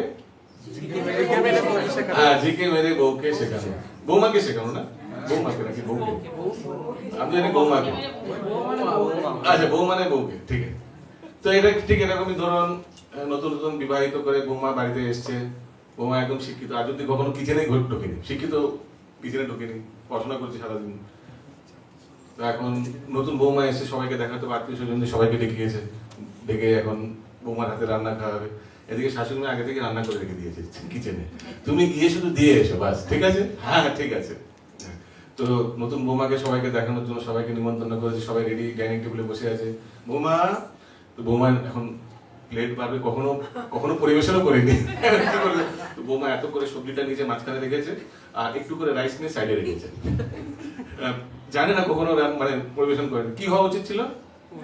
রাইসটা সবজি কিন্তু জানি না কখনো এত সবজি মাঝখানে রেখেছে আর রাইসটা আস্তে একটু করে দিয়ে দিতে গেছে। শাশুড়ি মা জানিস সর্বনাশ কি দিল, সবাইকে পরিবেশন করে এতগুলো করে সবজি একটু একটু করে রাইস দিয়েছে। তো এখন যদি বৌমাকে বকে তাহলে কি হবে? পরের ফ্ল্যাটে ঠিক না? তো ওই জন্য ঝিকে বকছে, আরে তোমার কোনো বুদ্ধি নেই, হ্যাঁ মাঝখানে রাইস দাও, সাইডে একটু একটু করে সবজি দাও, তুমি কি করছো? এতগুলো সবজি, সবগুলো সবজি একদম পুরো ভরে দিয়েছো, সাইডে একটু করে রাইস আর রুটি দিয়ে দিয়েছো, যাও এটা চেঞ্জ করে নিয়ে আসো। কাজের লোক ভাবছে রে আমায় বলে বলে দিল, আমি কিছু করলাম না, আমার এত কিছু শুনিয়ে দিল। হ্যাঁ, তো ঠিক আছে, মন খারাপ করে কাজের লোক কিচেনে ঢুকেছে, সাথে সাথে শাশুড়ি মাও ভেতর ঢুকে গেছে, কাজের লোক ছেড়ে দিলে আবার আরো অসুবিধা আছে। তো শুরু বলে, তোমায় কিছু বলে মনে করো না কিছু। হ্যাঁ, তখন বৌমাকে কিছু বলা যাবে না, কাজের লোকও কিছু বলা যাবে না, তখন শাশুড়ি মা নিজেই এটাকে ঠিক করবে। তো বলার জিনিসটা কি? বলাটা উচিত ছিল, হ্যাঁ বলাটা উচিত ছিল, বকাটা উচিত ছিল, yes it was necessary to chastise. কিন্তু তেমনি এই ভগবদ্গীতায় অর্জুনকে বকে ঠকে, আরে তুই মূর্খ, নপুংসক, বড় বড় বাদ করতে হো, এমনিতে তুমি একটা যুদ্ধ মানে এখান থেকে ভয় পাচ্ছ এক্সেট্রা। তো এইভাবে বকে শিক্ষাটা কিন্তু আমাদের দিচ্ছে। তো অর্জুন হচ্ছে কার মতো? অর্জুন হচ্ছে বৌমার মতো, ভগবান হচ্ছেন শাশুড়ি মা, ঠিক আছে? কিন্তু উদ্দেশ্য হচ্ছে আমাদের শিক্ষা দেওয়ার জন্য। অর্জুন হচ্ছে জিয়ের মতো, সরি বৌমা আমরা, ঠিক ঠিক আছে। তো আমাদের এই শিক্ষা দেওয়ার জন্যই ভগবান একজন শুদ্ধ ভক্তকে মহাচ্ছন্ন করে রেখেছেন, সেটি হচ্ছে অর্জুন। ক্লিয়ার না? তো ওই জন্য কখনো যেন কেউ না ভাবে যে বেচারা অর্জুন বদ্ধজীব, কিছু জানে না, মানে আহারে এরকম না ভাবে। ইয়েস, কেউ উচ্চস্বরে করুন, উচ্চস্বরে। শ্রীকৃষ্ণের শ্রীকৃষ্ণের ইচ্ছের কথা উল্লেখ না করে ভগবদ্গীতার ব্যাখ্যা করা সবচেয়ে গর্হিত অপরাধ। এই অপরাধ থেকে রক্ষা পেতে হলে শ্রীকৃষ্ণকে পরমেশ্বর ভগবান বলে জানতে হবে। ঠিক যেভাবে ভগবান শ্রীকৃষ্ণের প্রথম শিষ্য অর্জুন তাকে প্রত্যক্ষভাবে জেনেছে। ভগবদ্গীতাকে তো ভগবান শ্রীকৃষ্ণ এই জিনিসটা ফিক্সড করে ঢুকলে ভালো, না হলে এটা যদি মাথায় অ্যাম্বিগুইটি থেকে থাকে না, আপনি জিনিসটা উপলব্ধি করতে পারবেন না। যেমন এই ভক্তি ল্যাডারে প্রথম স্টেপ কি জানেন? ভক্তি ল্যাডার জানেন কি? অধো শব্দ তত সাধু সঙ্গ তত ভজন ক্রিয়া তত। তো এই ভক্তি ল্যাডারের ফার্স্ট স্টেজ কি? শ্রদ্ধা। সো এটা ফিক্সড, একটু শ্রদ্ধা হতেই হবে। আপনি ভগবদ্গীতা পড়বেন, আর যদি ভগবান যিনি বক্তা তার উপর যদি শ্রদ্ধা না থাকে, if you don't consider him to be god, আর ভগবদ্গীতায় ঢুকে গেলেন, সারাক্ষণ ডাউট করলেন, না না না না না ইনি না, ইনি না, ইনি না, ইনি ভগবান না, দেন আপনি এই জিনিসটাকে উপলব্ধি করতে পারবেন না। যেমন আমি আরেকটি উদাহরণ দিচ্ছি, ম্যাথসে কখনো সলভ করার জন্য আমরা কখনো লিখতাম না লেট এক্স বি 100, একটা হাইপোথেসিস করতাম, মনে আছে? একটা জিনিসটাকে ফিক্স ধরলাম, ওটা বেসিসে আমরা জিনিসটাকে সলভ করি। জানি না বোঝাতে পারছি কিনা? হ্যাঁ, ঠিক তেমনি ওয়ান মাস্ট হ্যাভ লিটল একটু শ্রদ্ধা থাকতে হবে ভগবান শ্রীকৃষ্ণের প্রতি। ঠিক আছে, ইনি ভগবান, ইনি এই ভগবদ্গীতার বক্তা, ইনি আমাদের বোঝাতে চাইছেন কিছু ভগবদ্গীতার বাণী দিয়ে, এই ভেবে তারপরে প্রবেশ করলে, ইফ ইউ হ্যাভ সাম শ্রদ্ধা ফর হিম, দেন জিনিসটাকে উপলব্ধি করতে পারেন। কিন্তু না হলে ভাববেন সবসময় যে ভগবানকে, কারণ কি ভগবান কিন্তু স্টার্টিং থেকে নিজেকে স্পষ্টভাবে বলেনি, মাঝে মাঝে পরবর্তীকালে বলেছেন মানা ভগবত ভক্ত মদ্যাজি মাম নমস্কুরু, মাঝে মাঝে বলেছেন যে ময়ধ্যক্ষেণ প্রকৃতি সূয়তে সচরাচরম, আমার অধ্যক্ষতা, মাঝে মাঝে বলেছেন। পরবর্তীকালে তাও শেষের দিকে দেখবেন আরো বেশি করে বলেছেন, কারণ কি লোকে না হলে জিনিসটাকে ঠিক মতো নিতে পারবে না। ওই জন্য এখানে লেখা আছে যে ঠিক যেভাবে ভগবান শ্রীকৃষ্ণের প্রথম শিষ্য অর্জুন তাকে প্রত্যক্ষভাবে জেনেছিলেন, ওই জন্য একটা ভক্তকে নিয়ে এসে ভগবদ্গীতার ইন্টারভিউ করানো হয়েছে। না হলে কেউ অ্যাকসেপ্ট করবে না ভগবানকে বা শ্রীকৃষ্ণকে ভগবান রূপে, নোবডি উইল অ্যাকসেপ্ট। 2 ঘন্টার মধ্যে আমাদের 2-3 বছর লাগে জিনিসটাকে তার একটু একটা স্তরে আনতে। 2 ঘন্টার মধ্যে অর্জুন অ্যাকসেপ্ট করে আবার স্বর্ণাপন্ন হয়ে যাবে? দিস ইজ ওভার এক্সপেকটেশন একটা ব্যক্তির থেকে। ওই জন্য এখানে লেখা হয়েছে যে শ্রীকৃষ্ণ পরমেশ্বর ভগবান বলে জানতে হবে, ঠিক যেভাবে ভগবান শ্রীকৃষ্ণের প্রথম শিষ্য অর্জুন তাকে প্রত্যক্ষভাবে জেনেছিলেন। এখন প্রথম শিষ্য বলতে কেন বলেছেন প্রথম শিষ্য? কারণ কি অর্জুন থেকে একটি পরম্পরা শুরু হচ্ছে, ভগবান যাকে প্রথমে দিচ্ছেন সে একটা পরম্পরা শুরু, ওই জন্য প্রথম শিষ্য। যেমন ব্রহ্মা প্রথম শিষ্য, ওনাকে বলা যেতে পারে। কেন? কারণ কি ওখান থেকে একটা পরম্পরা শুরু হচ্ছে। অর্জুনের পরম্পরার ব্যাপারে কোনো জায়গায় কোনো কিছু উল্লেখ নেই, যদিও মানে অর্জুন আবার কাকে এগুলো সেটা কিছু দেওয়া নেই। প্রভু হরিকৃষ্ণ সূর্যদেবকে তো প্রথমে দিয়ে ওনাকেও দিয়েছেন এবং ব্যবস্থা, তো সূর্যদেবকেও এই জ্ঞান দিয়েছেন, কিন্তু ওখান থেকে কোনো পরম্পরা হয়েছে কিনা কিছু শুধু লিখেছেন কি সূর্যদেব এটা ওনার পুত্র স্বয়ংভূ মনুকে দিয়েছেন, কিন্তু কিন্তু সেই পরম্পরা কোথায় গিয়ে পৌঁছেছে সেটার কোনো কিন্তু কোথাও উল্লেখ নেই। যেমন ব্রহ্মমধ্য পরম্পরার উল্লেখ দেওয়া আছে, এখন তো দিয়েছেন না, শ্রী সম্প্রদায়েরও উল্লেখ দেওয়া আছে ভাগবত গীতায়, ভাগবতমে দেখবেন শ্রী সম্প্রদায় এর এর এর এর এর এর এর এর পুরো দেওয়া আছে। তো অন্যান্য সম্প্রদায় দেওয়া আছে, কিন্তু এই অর্জুনের কি হলো এরপরে, বা সূর্যদেব কাকে কাকে দিল, ওনারা কাকে দিয়েছেন, ওখানে কি সেটার ব্যাপারে কোন জায়গায় উল্লেখ তো নেই। ওকে, কিন্তু এই চারটেকে প্রামাণিক বলা হয়েছে ওই জন্য, কারণ কি এমন হতে পারে লুপ্ত হয়ে গেছে, এমন হতে পারে সেই সম্প্রদায় লুপ্ত হয়ে গেছে, জরুরি নেই। যেমন আমি বলছিলাম কুমার সম্প্রদায় এখন কোথায় দেখাই যায় না, বিষ্ণু স্বামীর অনুগামীরা দেখাই যায় না। শিব সম্প্রদায় দেখা যায়, সাউথ ইন্ডিয়া গেলে দেখতে পাবেন শিব সম্প্রদায়, রুদ্র সম্প্রদায় ওয়েস্ট ইন্ডিয়াতে গেলে দেখতে পাবেন, আর ব্রহ্মমধ্যগুরু সম্প্রদায় তো ছিল প্রভুপাদের কৃপায় সারা পৃথিবীতে দেখতে পাবেন। ওকে, আর কারো কোনো প্রশ্ন আছে? আগে কৃষ্ণ ভাবনামৃত আন্দোলন বলুন মাতাজি। কৃষ্ণ ভাবনামৃত আন্দোলনে মানব সমাজের পক্ষে অপরিহার্য, যেহেতু তার জীবনে সর্বোচ্চ পূর্ণতা প্রদান করে। সেটি কিভাবে সম্ভব তা সম্পূর্ণভাবে ভগবদ গীতায় ব্যাখ্যা করা হয়েছে। দুর্ভাগ্যবশত জরাসক্ত তার্কিকেরা ভগবদ গীতার অজুহাত দিয়েছে, দেখিয়ে তাদের আসরিক প্রবৃত্তিগুলো চরিতার্থ করার চেষ্টা করেছে। যেমন আমি বলেছি, যেমন আমি একটু উদাহরণ দিলাম যে কর্ম কি যা ফল কি আশা মত কর, মানে নিজের পার্সোনাল এজেন্ডা বলে না অপরের কাঁধে বন্দুক রেখে চালানো, তেমনি ভগবদ গীতাকে ইউজ করছে নিজের পার্সোনাল এজেন্ডা গুলোকে করার জন্য, এবং মানুষকে বিপদে চালিত করেছে, এবং যার ফলে সাধারণত মানুষ তাদের জীবনে সহজ সরল উদ্দেশ্যটি উপলব্ধি করতে পারছে না। আরেকটি উদাহরণ আপনাকে দিচ্ছি, একটি খুব প্রসিদ্ধ সংস্থা আছে, স্পেশালি এখন তো খুব ভালোই, তারা বলেন যে ভগবদ গীতা আসলে ভগবান বলেনি, এটা আসলে মহাদেব বলেছেন। হ্যাঁ, ভগবান শ্রীকৃষ্ণ বলছেন, মহাদেব ভগবান শ্রীকৃষ্ণ মুখ দিয়ে বলিয়েছেন, কোথা থেকে কোনো শ্লোকে তো উল্লেখ নেই, কিন্তু জানেন সংস্থার ব্যাপারে খুব প্রসিদ্ধ। এখন মাউন্ট আবু থেকে ডেইলি মন্ত্র আসে সকাল সকাল, বুঝতে পারছেন তো কার কথা বলছি? হ্যাঁ, তো তো এইভাবে নাকি, তো এইভাবে ভুল ভ্রান্ত বলে তো লোকে ভাবো তার মানে ভগবান কৃষ্ণ না, তার মানে শিবজি বলেছেন ভগবান কৃষ্ণের মুখ দিয়ে। পাশের বাড়িতেই আছে। হ্যাঁ, তো এইভাবে ভুল ভ্রান্ত, ওই জন্য মানুষকে বিপদে চালিত করছে, যার ফলে সাধারণ মানুষ তাদের জীবনের সহজ সরল উদ্দেশ্যটি উপলব্ধি করতে পারছে না। সহজ সরল উদ্দেশ্য কি? নাকটাকে যদি ধরতে এইভাবে ধরুন না, এইভাবে ঘুরিয়ে বেরিয়ে না, শিবজিকে দিয়ে কৃষ্ণকে দিয়ে শিবজি বলিয়ে এইভাবে বলানো হচ্ছে, তো হয়তো শিবজি ভগবান, আবার তার উপর রামেশ্বরমে শিবজিকে পুজো করছিল ভগবান শ্রীকৃষ্ণ, আর তার মানে মনে হয় এইভাবে ভুল ভ্রান্ত মনে হয় এইভাবে লোকে ভ্রমিত করিয়ে শিব বাবা শিব বাবা, এই আরেকটা চর্চা হচ্ছে, জানি তো পুরো কলকাতায়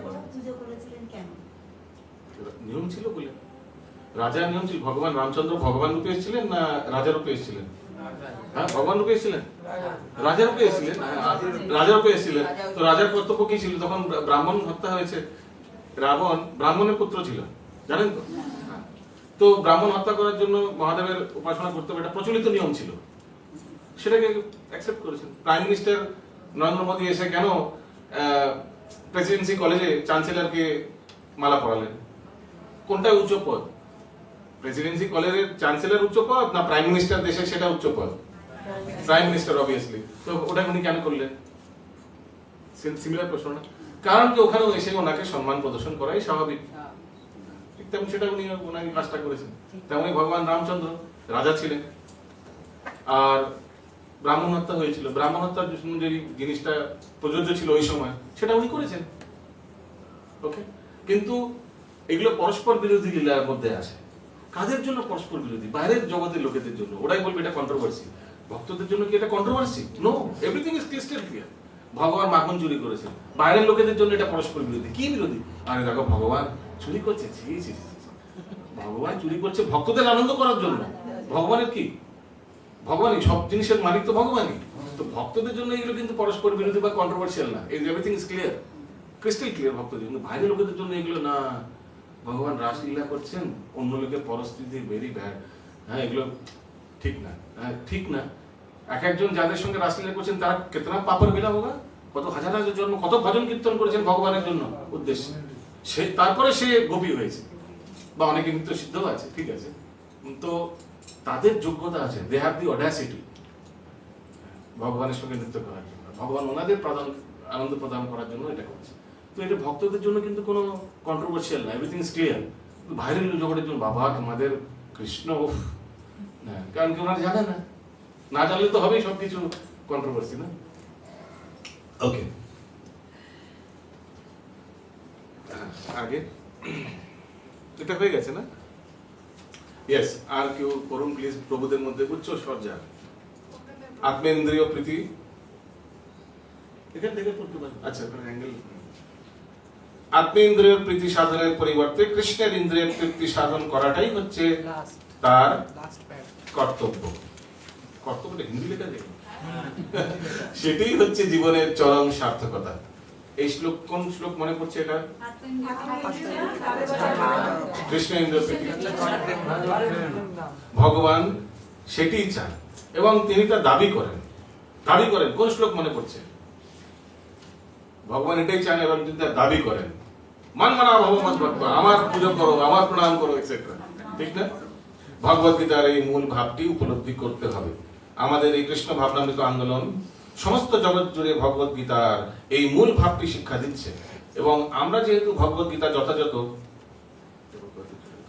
মূল ভাবটির কদর্থ করছি না, তাই যে সমস্ত মানুষ ভগবত গীতা অধ্যয়ন করে ঐকান্তিক ভাবে উপকৃত হতে চান, ভগবানের প্রত্যক্ষ নির্দেশনায় ভগবত গীতাকে যথাযথভাবে উপলব্ধি করার জন্য তাদের অবশ্যই কৃষ্ণ ভাবনামৃত আন্দোলনের সহায়তা গ্রহণ করতে হবে।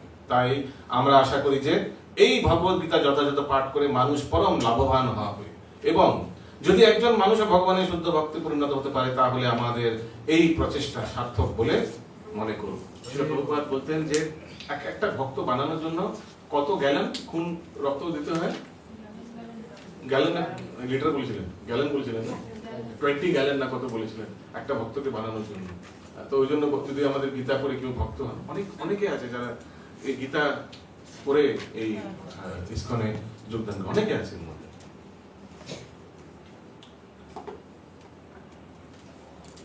এরপরে এখানে আসতে পারেন এই ইবং বিবস্য পেয়যোগং, এর নিচে দেখুন এটা দেওয়া আছে। ওকে, তাই ভগবানের ভক্ত না হলে, অর্থাৎ ভক্তি ও ভালোবাসার মাধ্যমে তার অন্তরঙ্গ সান্নিধ্যে না এলে ভগবানের মাহাত্ম্য উপলব্ধি করতে পারা সম্ভব নয়। তাই অর্জুন গুণে গুণ মানুষের এটা কি আর ভুল করে প্রিন্ট হয়েছে একটু, মানুষেরাই কেবল ভগবত গীতাকে যথাযথভাবে উপলব্ধি করতে পারে। ভক্তির মাধ্যমে ভক্তের সঙ্গে ভগবানের যে প্রেম মধুর সম্পর্ক গড়ে ওঠে, তারই আলোকে ভগবানের স্বরূপ উপলব্ধি করা সম্ভব হয়। এই সম্পর্কের ব্যাখ্যা করতে গেলে অনেক কথা বলতে হবে। তা সংক্ষেপে বলা যায় যে ভক্ত ভগবানের সঙ্গে নিম্নলিখিত 5টি সম্পর্কের যে কোনো একটি দ্বারা যুক্ত থাকেন। তো এগুলো আমরা জানি 5টি রসের দ্বারা যুক্ত থাকেন। এর ঊর্ধ্বেও 7টি গৌণ রস আছে।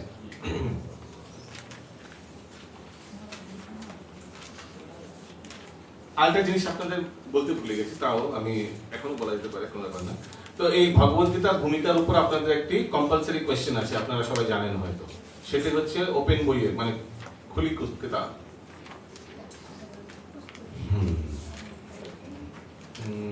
বেঙ্গলি কোথায়, Bengali Hindi, English, English and Bangla. তো এই ভূমিকার উপর শ্রীল প্রভুপাদের কি কি জিনিসের উপর শ্রীল প্রভুপাদ আলোচনা করছেন, সে উপর একটি প্রশ্ন আছে। আপনাদের হ্যান্ডবুকের অনেকের তো কাছে আছে, দেখুন কোন পেজ নাম্বার বলুন তো। 29। তো আমি মোটামুটি সেগুলো নিয়েই আলোচনা আজকে করেছি। তো এই প্রথম প্রশ্নটা খোলা বই মূল্যায়ন প্রশ্ন বলি, পেয়েছেন? এর মধ্যে প্রথম প্রশ্নটা সবার জন্য কম্পালসারি, আর এদের সাবমিশন ডেট বগেরা সব তো দিয়ে দিয়েছি, আশা করি দেখেছেন। ভগবদ্গীতার ভূমিকায় শিল প্রভুপাদের উদ্দেশ্য এবং মনোভাব প্রকাশিত হয়েছে এমন 3টি দৃষ্টিভঙ্গির তালিকা করুন এবং ইসকনের জন্য এই সমস্ত দৃষ্টিভঙ্গির গুরুত্ব কি তা নিজের ভাষায় লিখুন। ওকে, তো ভূমিকার মধ্যে কি কি জিনিস ভালো করে উল্লেখ করেছেন, অনেক জিনিস, যেমন গুরু পরম্পরার ব্যাপারে বললাম, কৃতিত্ব, গুরুদেবকে কৃতিত্ব দেওয়া, তারপর মায়াবাদের ব্যাপারে উনি বারবার ভালোভাবে বিশ্লেষণ করেছেন। আর ইসকনের জন্য এটা কি দরকার, কেন দরকার আছে মায়াবাদের জানো? হ্যাঁ দরকার আছে, তাহলে কত লোক কোথায় কতদিন এদের পাল্লায় করে চলে গেছে, তাই না? এক ভক্ত ছিল ইসকন নয়ডা থেকে, 200 না 250 ভক্তকে নিয়ে রাধাকুণ্ডে দর্শন করতে গেছিলেন বৃন্দাবনে, গোবর্ধন পরিক্রমা করে আনো। ইসকনের ভক্তের কথা বলছি, লিডার। পরবর্তীকালে ওখানকার সিদ্ধ প্রণালী গুরুদেবের কাছে ফেসে যায়। সিদ্ধ প্রণালী এগুলো সব প্রভুপাদ লিখবেন পরবর্তীকালে, উপদেশ সামনে তুমি যখন পড়বেন তখন দেখবেন। সিদ্ধ প্রণালী কিভাবে তোমাদের স্বরূপ সিদ্ধির যোগান, যে ভগবানের ধামে তুমি কে, এগুলো আমরা বলে দেবো। এই চক্কর में फंस गया, পুরো গ্রুপ ডাইভার্ট হয়ে গেল ইসকন থেকে, পুরো গ্রুপ লিডারের চক্কর में। তো ওই জন্য বারবার এগুলো উল্লেখ করা, এগুলো বলা ইসকনের জন্য দরকার, ওই জন্য লিখেছে না। এবং ইসকনের জন্য এই সমস্ত দৃষ্টিভঙ্গির গুরুত্ব কি তা নিজের ভাষায় লিখুন। তো এখানে আসলে ওপেন বুকে আমরা মেনলি দেখি অ্যাপ্লিকেশন, কারণ কি বাকিগুলো তো সব পড়ে ঠরে একদম কপি পেস্ট করবে। কপি পেস্ট মানে নিজের ভাষায় লিখবে, মানে ক্লোজ বুক।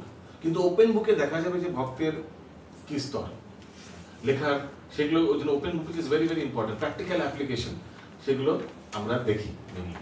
তো ওই জন্য নিজের ভাষায় নিজের এইসব উদাহরণ যেগুলো আমি টুকটাক দিচ্ছি এমনি বাইরের থেকে, সেগুলো আপনি নিজের ভাষাও বা আপনার নিজের উপলব্ধি যেটা হয়েছে বা নিজের যেটা আছেন, whatever you know you can share open book. Open book একদম নিজের মতো করে লিখবেন। উই উইল সি ইয়োর, আমরা দেখে বুঝে যাবো মানে কার কি উপলব্ধি, ওটা দেখে বুঝতে পারবো। এখানে কপি পেস্ট বা লোকের থেকে কপি করে বা অন্য কেউ পুরনো কে পাস করেছে তাদের থেকে নিয়ে দিয়ে দিই, এগুলো করবেন না। সরলভাবে লিখবেন, যা আছে যা জানেন সেটা লিখবেন। কারো কোনো প্রশ্ন আছে? একজন করে বলুন।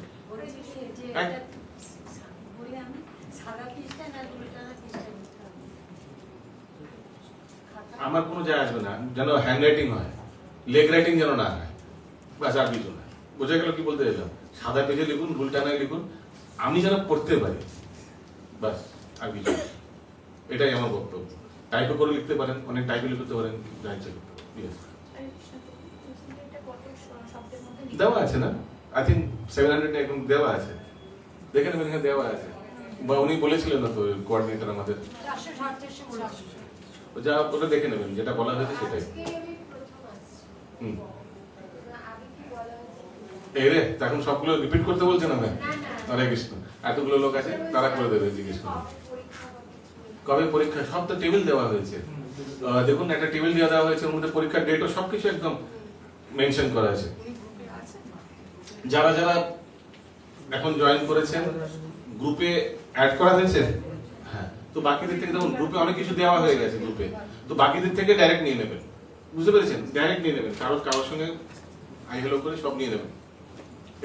এই হচ্ছে উপায়। কারণ কি আমরা যত জিনিস ইনফরমেশন সব দিয়ে দিয়েছি, এভরিথিং ইজ ক্লিয়ার। যখন এই প্রসঙ্গই উঠলো, এই প্রশ্নটা সবাই বুঝতে পেরেছেন, এটা সবার জন্য কম্পালসারি। ওকে, তাহলে একবার আমরা ওই জিনিসটা দেখিয়ে নিই। আমি গ্রুপে যেটা পাঠিয়েছিলাম, অবশ্যই এখানে নেট কম, আমার হোয়াটসঅ্যাপে এখনো ঘুরছে, 1 ঘন্টা হয়ে গেছে এখনো ঘুরছে, কি দেখাবো আমি জানি না। আচ্ছা ঠিক আছে, এক কাজ করুন, সবাই মোবাইলে এটা খুলুন যেটা আমি পাঠিয়েছিলাম।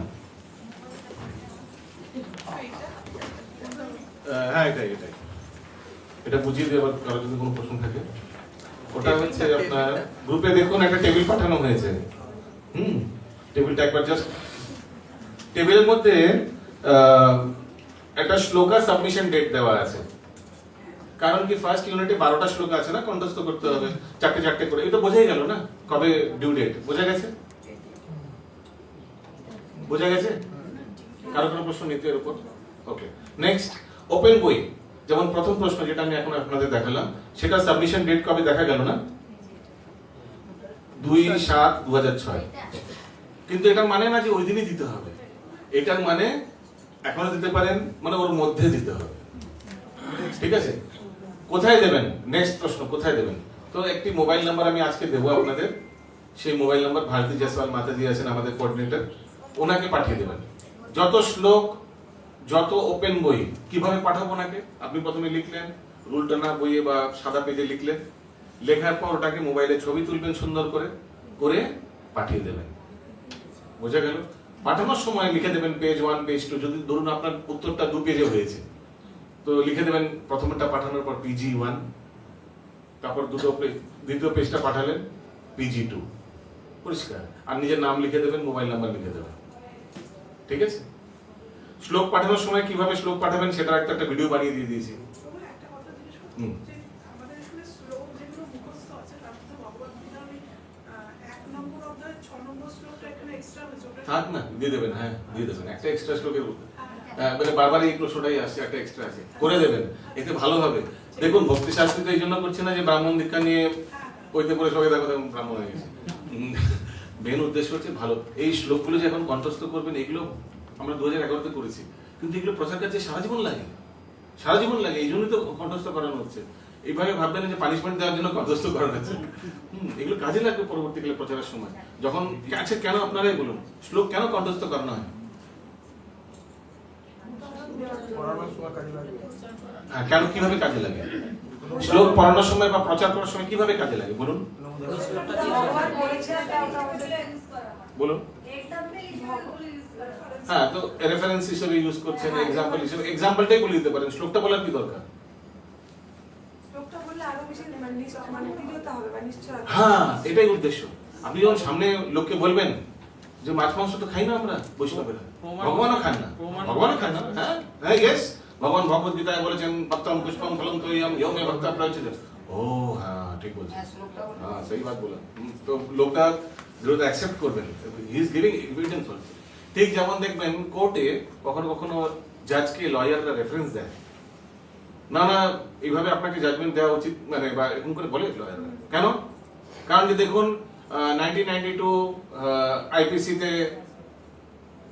Shakila Begum versus state of Hyderabad এই রায় ছিল, এরকম সিমিলার কেসে, ওই জন্য আপনাকে এইভাবে করা উচিত। এইভাবে উকিলরা ক্লেম করে, কোর্ট করে কোনো একটা ওয়ার্ডে। কেন কোর্ট করে? জিনিসটাকে আরো এস্টাবলিশ করার জন্য। ঠিক তেমনই প্রচার করার সময় যখন আপনি শ্লোক কোট করছেন, সামনের ব্যক্তি কিন্তু খুব কনভিন্স হয়ে যাবে, হ্যাঁ সহি বলা। আরে তুমি যেভাবে ভাবনা, তুমি যেভাবে তুমি চিন্তাধারা করবে সারা জীবনে, তেরকমই তুমি শরীর পাবে। ভগবান বলছেন তো, ইয়ম ইয়ম বাপি স্মরণ ভাবন্তে যেতে আনতে করে এবার তাম তাম এইবারে কোন দেবে, যেমন যেমন ভাববে তেমন তেমন শরীর পাবে। ইয়ম ইয়ম তাম তাম, হ্যাঁ সহি বলা, একদম ঠিক। তো পিপল উইল গেট কনভিন্সড। তো এই হচ্ছে মেন উদ্দেশ্য।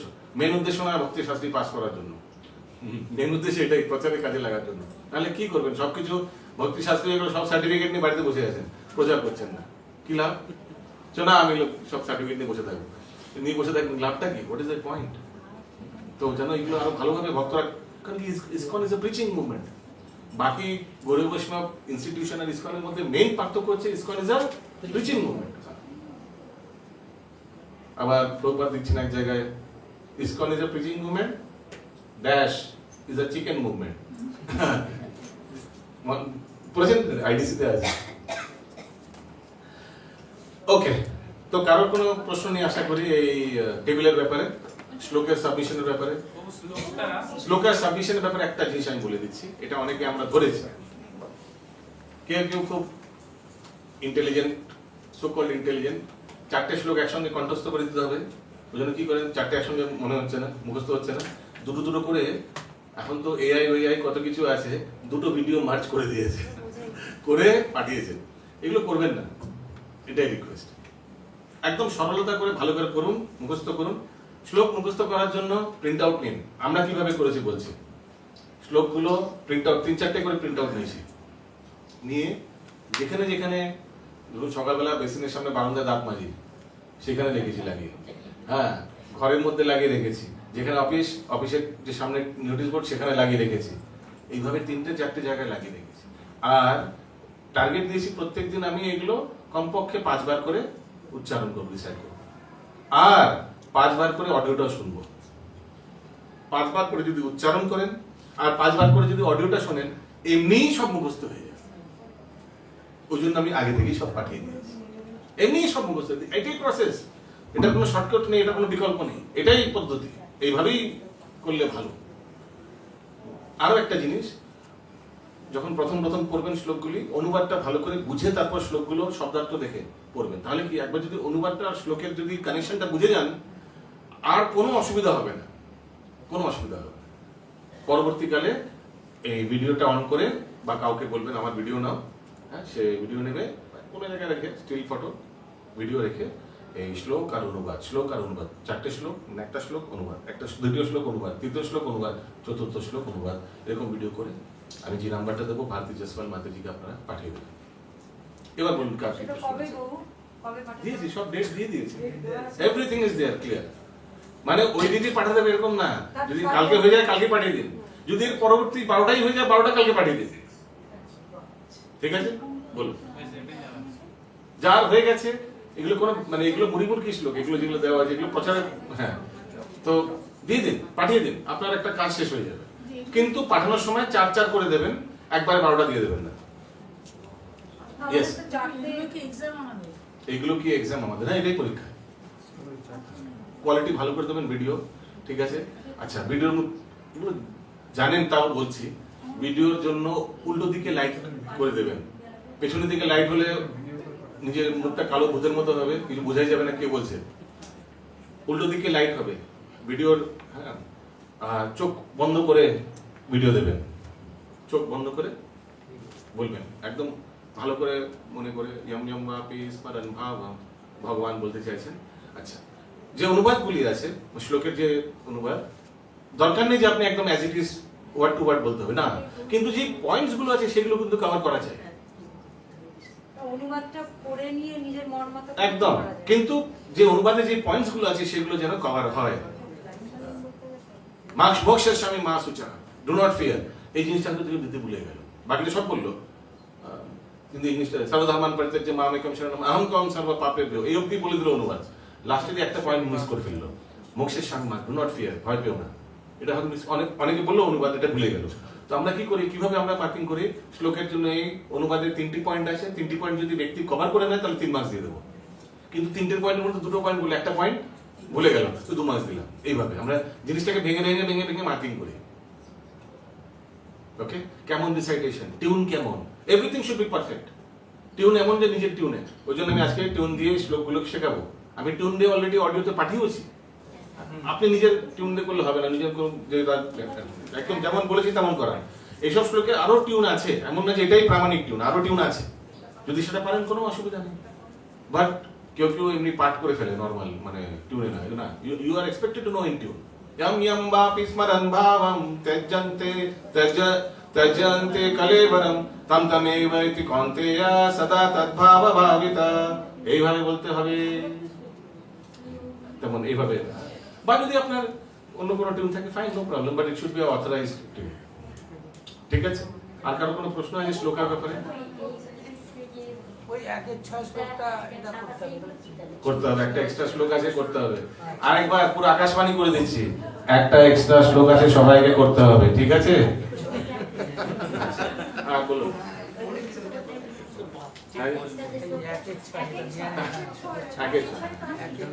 করে নেবেন, এক্সট্রা, বলুন।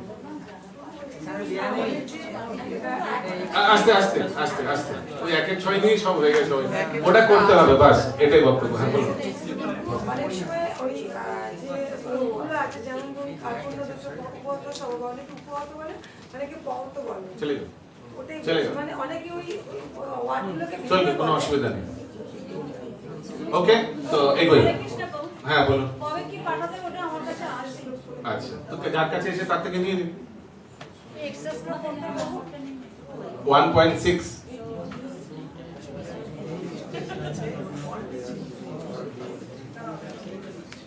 ওকে, তো এবার আমরা ফেরত আসি ভূমিকায়। 1.6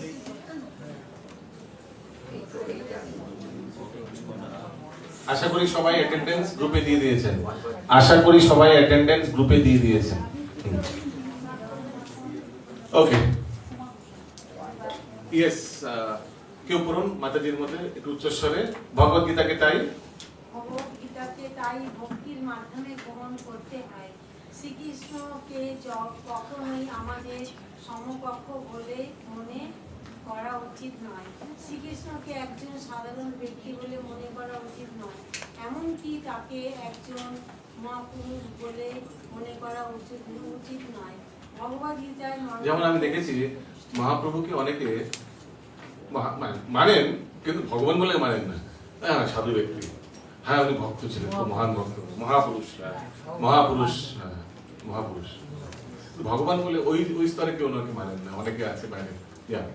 আগে ভগবদ্গীতার মর্মার্থ উপলব্ধি করতে হলে শ্রীকৃষ্ণকে পরম পুরুষোত্তম ভগবান বলে স্বীকার করে নিতেই হবে। এই যে আমি যে অ্যাজাম্পশন বলছিলাম, এই প্রসঙ্গে আমি বলছিলাম হাইপোথেসিস, যে একটা জিনিসকে ফিক্স করতেই হবে, যে আপনি নালে জিনিসটাকে উপলব্ধি করতে পারবেন না। আপনি বলবেন না আমি ভগবানকে, কৃষ্ণকে ভগবান মানবো না, ভগবদ্গীতা পড়বো, দেখি মাথায় আসে কিনা, তাহলে আপনি ভগবদ্গীতা উপলব্ধি করতে পারবেন না। এই জিনিসটা বুঝতে পেরেছেন? সবাই বুঝতে পেরেছেন? ইউ হ্যাভ টু অ্যাজিউম, যদি আপনি না মানেন তাও পড়ার আগে ওটাকে ফিক্স করে তারপর ঢুকুন, না হলে জিনিসটাকে উপলব্ধি করতে পারবেন না। ওই জন্যই তো ব্যাখ্যা ভুল হয়। অনেক লোকে ব্যাখ্যা লেখে কিন্তু তারা ভগবানকে কৃষ্ণ বলে, কৃষ্ণকে ভগবান বলে স্বীকার করে না। পরবর্তী যাকে আপনি মেইন জিনিসটা যখন মিসিং তার উপর ব্যাখ্যা লিখছেন, তো ভুল ভাল ব্যাখ্যা লিখে যাবেন। তো ফার্স্ট জিনিস, বেসিক জিনিস ভগবান শ্রীকৃষ্ণ, এসপিওজি, সুপ্রিম পার্সোনালিটি অফ গডেড, এই জিনিসটা ফিক্স করতে হবে। নাহলে আপনি এর ভেতরে গিয়ে ব্যাখ্যা তো দূরের কথা, পড়লেও কিছু উপলব্ধি করতে পারবেন না। ওকে, আগে পড়ুন।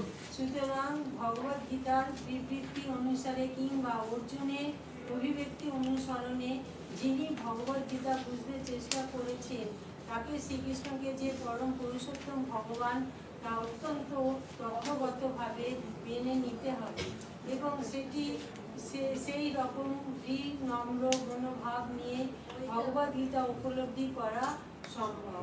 তো একটা হচ্ছে first you have to accept, secondly বিনম্র ভাবে। বিনম্র জিনিসটা খুব ইম্পর্টেন্ট। তাহলে আপনি ভাববেন 700 শ্লোক না শুনবো, কেন শুনবো? যেমন কখনো ক্লাসে আসার আগে আরে क्यों इनका बात अभी 2 घंटा इनका बात सुनना पड़ेगा, তো ওইটুকুনি যদি বিনম্রতা, ওইটুকুনি যদি নম্রতা না, জিনিসটাকে উপলব্ধি করতে পারবেন। অনেকে এই জিনিসটা হয়, কোনো হয়তো একজন বক্তা আছে, অলরেডি ওনাকে ক্লাসে ঢুকলাম প্রথমে অলরেডি প্রি কনসিপ্ট একটা, আমি ওনার ছবি মাথায় একটা কল্পনা করে ভেবেলাম, আরে আমি শুননা পড়েগা 2 ঘন্টা, এটা মাথায় চলে আসে, এনার এখন 2 ঘন্টা শুনতে হবে। তো if you don't have humility, তাহলে জিনিসটা কিন্তু উপলব্ধি করতে পারবেন। তো তেমনি ভগবান শ্রীকৃষ্ণকে ভগবান রূপে আপনি স্বীকার করতে হবে। সেকেন্ড, বিনীতভাবে আপনাকে প্রবেশ করতে হবে ভগবদ্গীতা, নাহলে জিনিসটাকে আপনি উপলব্ধি করতে পারবেন না। আগে যেমন এক উদাহরণ আছে, এক ভক্ত ছিলেন, ঠিক মনে পড়ছে না, সেই ভক্ত ভগবদ্গীতায় তার গুরুদেবের প্রবচনে এত এত দৃঢ়তা বিশ্বাস ছিল, হয়তো গুরুদেব বলেছেন, ভগবানের বর্ণনা করছেন, ভগবান এত সুন্দর, ভগবান পীতবরণ বাসনধারী, মোরপুচ্ছধারী, ভগবান বৃন্দাবনে থাকেন, ভান্ডির বনে গরু চারান এক্সেট্রা। হ্যাঁ, বৃন্দাবনে থাকেন, শিশু চলে গেছেন বৃন্দাবনে দর্শন করতে, ভগবানকে ভান্ডির বনে দর্শন করতে গেছেন। পরবর্তীকালে ভগবত উপলব্ধি হয়ে গেছেন, ভগবান ওনাকে ভগবত ধামে ফেরত নিয়ে গেছেন। যখন গুরুদেব এটা খবর পেয়েছেন, গুরুদেব প্রার্থনা করছেন, ভগবান সামনে এসেছেন, বলছে আমি এত বছর ধরে আমি আপনার আরাধনা করছি, আপনি আমায় তো ভগবত ধামে নিলেন না, শিষ্যকে কেন নিলেন? শিষ্য এত দৃঢ়তা ছিল, এত মানে একদম দৃঢ়তা ছিল, আপনি যেটা বলেছেন সেটাও শুনে বৃন্দাবন চলে গেছে আমায় দর্শন করতে। আপনি তো এতদিন ধরে বলছেন, কিন্তু আপনি তো অত বিশ্বাস নেই, এত শ্রদ্ধা নেই, এত জিনিসটা বলছেন। দেখুন, বলা আর জিনিসটাকে রিয়েলাইজ করা, অ্যাকসেপ্ট করা, তো দ্যাট ইজ এ ডিফারেন্স। শিষ্য তো সত্যিকারই মনে করেছে, সেই জন্য চলে গেছেন একদম দৃঢ় বিশ্বাস। সাক্ষাৎ দেখবো, ওই জন্য বাইরে আমরা শুনেছি এটা কোনো নলেজ রিয়েলাইজ করতে গেলে 5 স্টেজ ইম্পর্টেন্ট। ফার্স্ট, শ্রবণ বা ইন্দ্রিয় দিয়ে উপলব্ধি। তো স্টেজ 1 এটা আউটসাইডে। Stage 1 is what? Accepting the knowledge through sense. First ইন্দ্রিয় দিয়ে কোনো একটি জ্ঞানটাকে শোনা বা জানা, দেখা, ঠিক আছে। Second, what is the second stage? Analysis. First is acquiring the knowledge, second is analysis. যে জিনিসটা বললো আমাদের মাছ মাংস খাওয়া উচিত না। আচ্ছা, খাওয়া উচিত না কেন? কি যুক্তি দিলেন উনি? ভগবান খান না। দ্বিতীয়, এটা তমগুণের। এই 4-5টা অ্যানালিসিস করেন, মাথায় জিনিসটাকে অ্যানালাইজ করেন।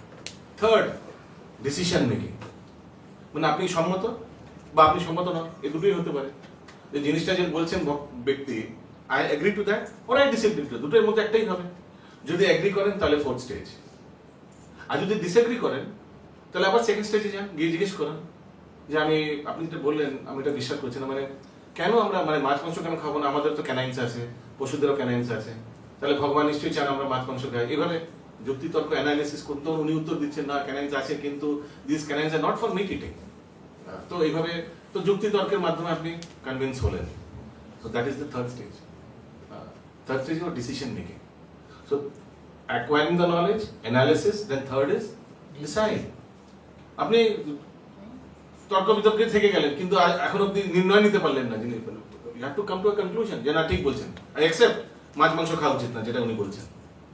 4th স্টেজ, আপনি সব শুনলেন, জানলেন, অ্যাকসেপ্টও করলেন, কিন্তু অ্যাপ্লাই করলেন না, তাহলে কি নলেজ অ্যাকোয়ার করলেন? So 4th step is application. যে জিনিসটা শুনলাম, মানছি যে জিনিসটাকে, সেটাকে নিজের জীবনে উতারনা পড়েগা, হিন্দি में बोलते हैं ना उतारना पड़ेगा अपना जीवन में, প্রয়োগ করতে হবে, নাহলে কি নলেজ, তাহলে জ্ঞান অসম্পূর্ণ থেকে গেল। আর last and most important stage ওটা কি? যেটা মানলেন, জানলেন, অ্যাকসেপ্ট করলেন, উতারলে কাউকে প্রচার করলেন না, নিজের কাছে রেখে দিলেন, না না না না ও হেডেক নেই লেনে কা, না হেডেক নিতে হবে। যারা প্রচার করছেন সবচেয়ে অ্যাডভান্টেজ কি জানেন? যে জিনিসটা প্রচার করছেন সেটাকে আপনি আরো দৃঢ়ভাবে নিজেকে অ্যাপ্লাই করতে আপনি বাধ্য হয়ে যাবেন। যদি আমি বলি সবাইকে ননভেজ খাওয়া উচিত না, এই এক্সেট্রা এক্সেট্রা, আর যদি বাড়িতে গিয়ে আমি খাই, তাহলে নিজেকে কেমন দোষী বা গিল্টি মনে হবে, হ্যাঁ না? তো ওই জন্য that is one big advantage. প্রচার করার সবচেয়ে বড় অ্যাডভান্টেজ হচ্ছে you will be forced to follow what you are preaching. যদি আমি কালকে প্রচার কাজে থেকে যে 25 মালা সবাই আমরা একাদশীতে জপ করা উচিত, আর যদি নিজে 16 মালাই করি, তাহলে জিনিসটা ঠিক হবে না। তো আমি তাহলে কি হয়ে যাবে, আমার নিজের I will be forced to follow that. So that is very very important stage, প্রচার।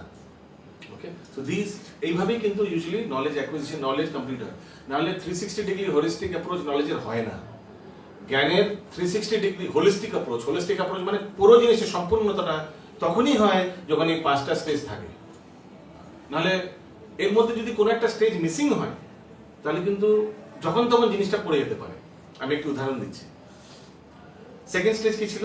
অ্যানালিসিস ছিল না?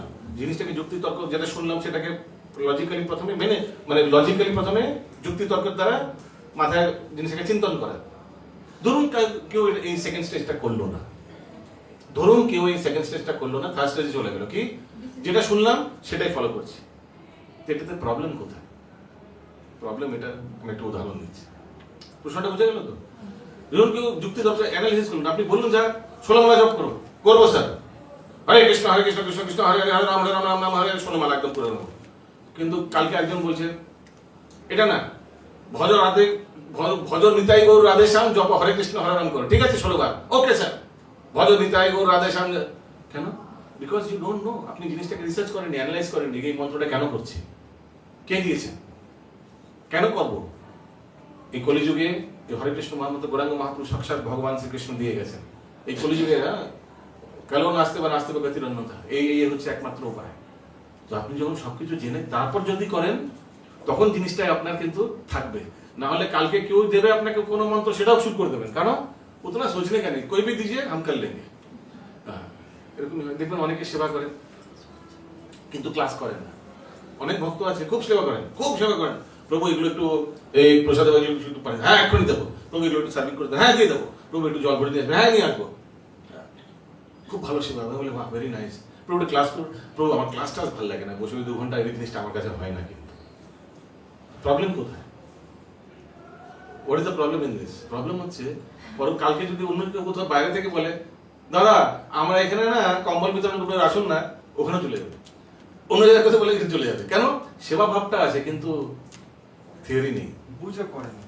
তো যেখানে বলি দেখবে কালকে অন্য কোনো সংস্থা ডেকে নিল, সেখানেও গিয়ে সেবা করতে চলে আসবে। What is the point? কারণ কাকে সেবা করতে হয়, কার উদ্দেশ্যে সেবা করতে হয়, ওই জিনিসটা জানা নেই, কিন্তু সেবা করবো। সো এটাকে বলে running full speed but in opposite direction. যদি কোনো রিলে রেস হচ্ছে, যে সবাই দৌড়ানো শুরু করলো, একজন তো খুব ঊর্ধ্বশ্বাসে দৌড়াচ্ছে, সবার চেয়ে স্পিড বেশি, কিন্তু সেটা হলে কি দরকার? কিন্তু দেখা গেল পরবর্তী উল্টো দিকে দৌড়াচ্ছে, কি লাভ? ফুল স্পিডে দৌড়াচ্ছে কিন্তু উল্টো দিকে, তো কি লাভটা কি? ঠিক তেমনই তো এটাকে বলে মিসডাইরেক্টেড মিসডাইরেক্টেড ডাইরেকশন, মিসাইল ছাড়ছেন কিন্তু ডাইরেকশনটা ভুল। তো এরকমই, তো ওই জন্য থিওরি প্র্যাকটিক্যাল বোথ আর ইম্পর্টেন্ট। আমি ওই দিন উদাহরণ দিচ্ছিলাম না, ওই জন্য যখন আমরা স্কুলে পড়াশোনা করতাম কেমিস্ট্রিতে, কেমিস্ট্রি ক্লাসে কি হতো, সপ্তাহে 3 দিন কেমিস্ট্রি পড়ানো হবে আর একদিন ল্যাবে নিয়ে যাওয়া হবে। যা 3 দিন পড়েছেন সেটা ল্যাবে নিয়ে গিয়ে আপনি দেখবেন যে হ্যাঁ এটা দিলাম, হ্যাঁ ঠিক, হ্যাঁ ঠিক, যেটা পড়েছিল সেটাই হয়েছে। ঠিক তেমনি এই এত শ্রবণ করছেন, প্রচার প্রচার প্রচার প্রচার, কিন্তু ডিগ্রিগুলো নিয়ে বাড়িতে বসে থাকলেন, করবো না, সময় নেই, উফ গরমে, হ্যাঁ, তো কি লাভ? জিনিসটা কি লাভ? What's the point? না, প্র্যাকটিক্যাল কোনো অ্যাপ্লিকেশন যদি না হয় জিনিসটা উল্টো হয়ে যাবে বরং। কিন্তু ব্যক্তি যদি এত কিছু জ্ঞান সংগ্রহ করে যদি উপলব্ধি না করতে পারবে, কিন্তু তখন হবে যখন এটাকে প্রচার করবে। কারণ যে শিল প্রভুপাদ বারবার এই দিব্য জ্ঞানকে প্রচারের জন্য তুলে ধরেছেন। ওকে,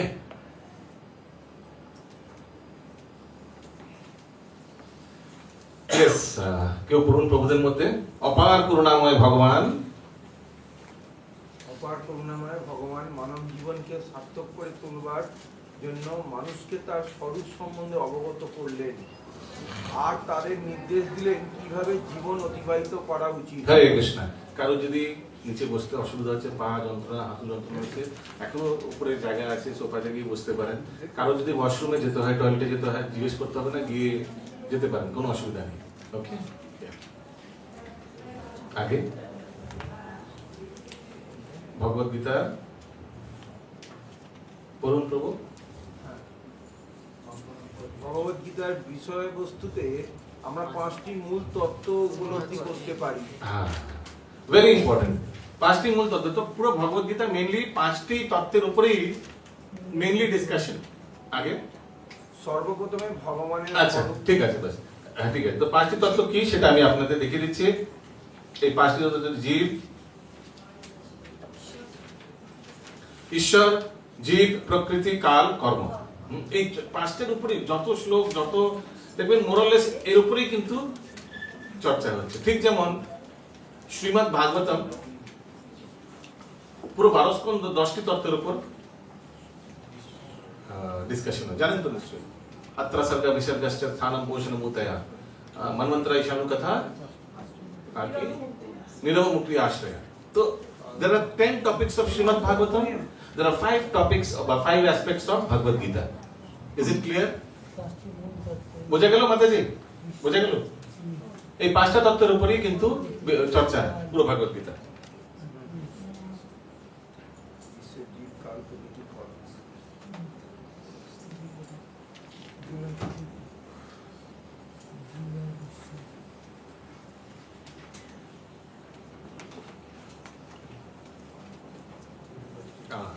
ভেরি ইম্পর্টেন্ট। এখন ইয়েস, কেউ মাতাজি করুন। এই পৃথিবীতে মানুষ কুকুর বিড়ালের মতো ঝগড়া করে ভিক্ষা করার জন্য আসে। তাকে তার বুদ্ধিমত্তা দিয়ে মানব জীবনের যথার্থ উদ্দেশ্য সম্বন্ধে সচেতন হতে হবে এবং এটি পশুর একটু দেখুন তো মাইকটা এখন চলছে কিনা। 1 সেকেন্ড দাঁড়ান, দেখুন তো।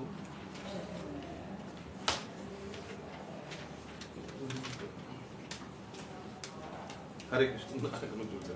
ওকে, হ্যাঁ তখনও চলছিল। কোন দিকে? না কিছু ধরা হয়নি তোমাদের, মনে হয় ব্যাটারির জন্য হয়তো। হ্যাঁ, একটু উচ্চ স্বরে বললে আবার ভালো হয়। আচ্ছা আমি হ্যাঁ বলুন বলুন। হ্যাঁ, সমস্ত বৈদিক শাস্ত্র মানব জীবনের যথার্থ উদ্দেশ্য সম্বন্ধে নির্দেশ দিচ্ছে এবং সমস্ত বৈদিক জ্ঞানের সারাংশ ব্যক্ত হয়েছে ভগবদ গীতাতে। বৈদিক সাহিত্য মানুষের জন্য, পশুদের জন্য নয়। তাই প্রতিটি মানুষের কর্তব্য হচ্ছে বৈদিক জ্ঞান হৃদয়ঙ্গম করে মানব জীবন সার্থক করে তোলা। কোনো কোনো পশু যখন অন্য পশুকে হত্যা করে তাতে তার পাপ হয় না, কিন্তু মানুষ যদি তার বিকৃত রুচি তৃপ্তি সাধনের জন্য কোনো পশুকে হত্যা করে তখন সে প্রকৃতির নিয়ম ভঙ্গ করার অপরাধে অপরাধী হয়। ওকে, কেন এটা?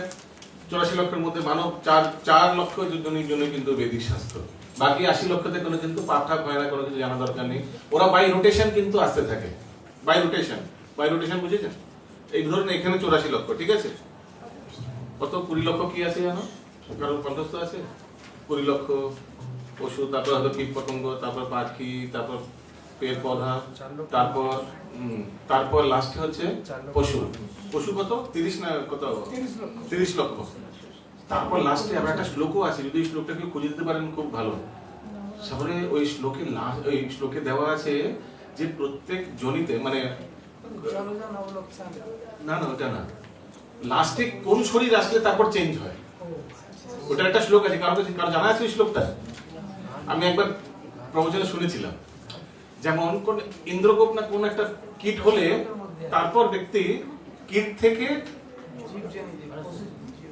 পশু না, কীট থেকে পক্ষী মনে হয়, পক্ষীতে যায়। পক্ষীতে লাস্টে যখন এই জনিটা আসে তারপর সে পক্ষী থেকে, এরকমই পশুদের মধ্যে লাস্টে যখন গাভী আসে তারপর সে মনুষ্য জন্ম পায়। 4 লক্ষের মধ্যে স্টার্টিং তো খুবই নিম্ন চেতনা থাকে। তো এই যত রুলস আছে, রেগুলেশনস আছে, আর বেদে যত নিয়ম কানুন আছে, সব কাদের জন্য? মনুষ্যদের জন্য। কেন? বুদ্ধি দিয়েছে, ওয়াই? চেতনা। ঠিক আছে, পুরোটা বলতে হবে, চেতনা। পুরো সেন্টেন্সটা বলুন। কেন? হাত তুলে বলুন না, সবচেয়ে ভালো।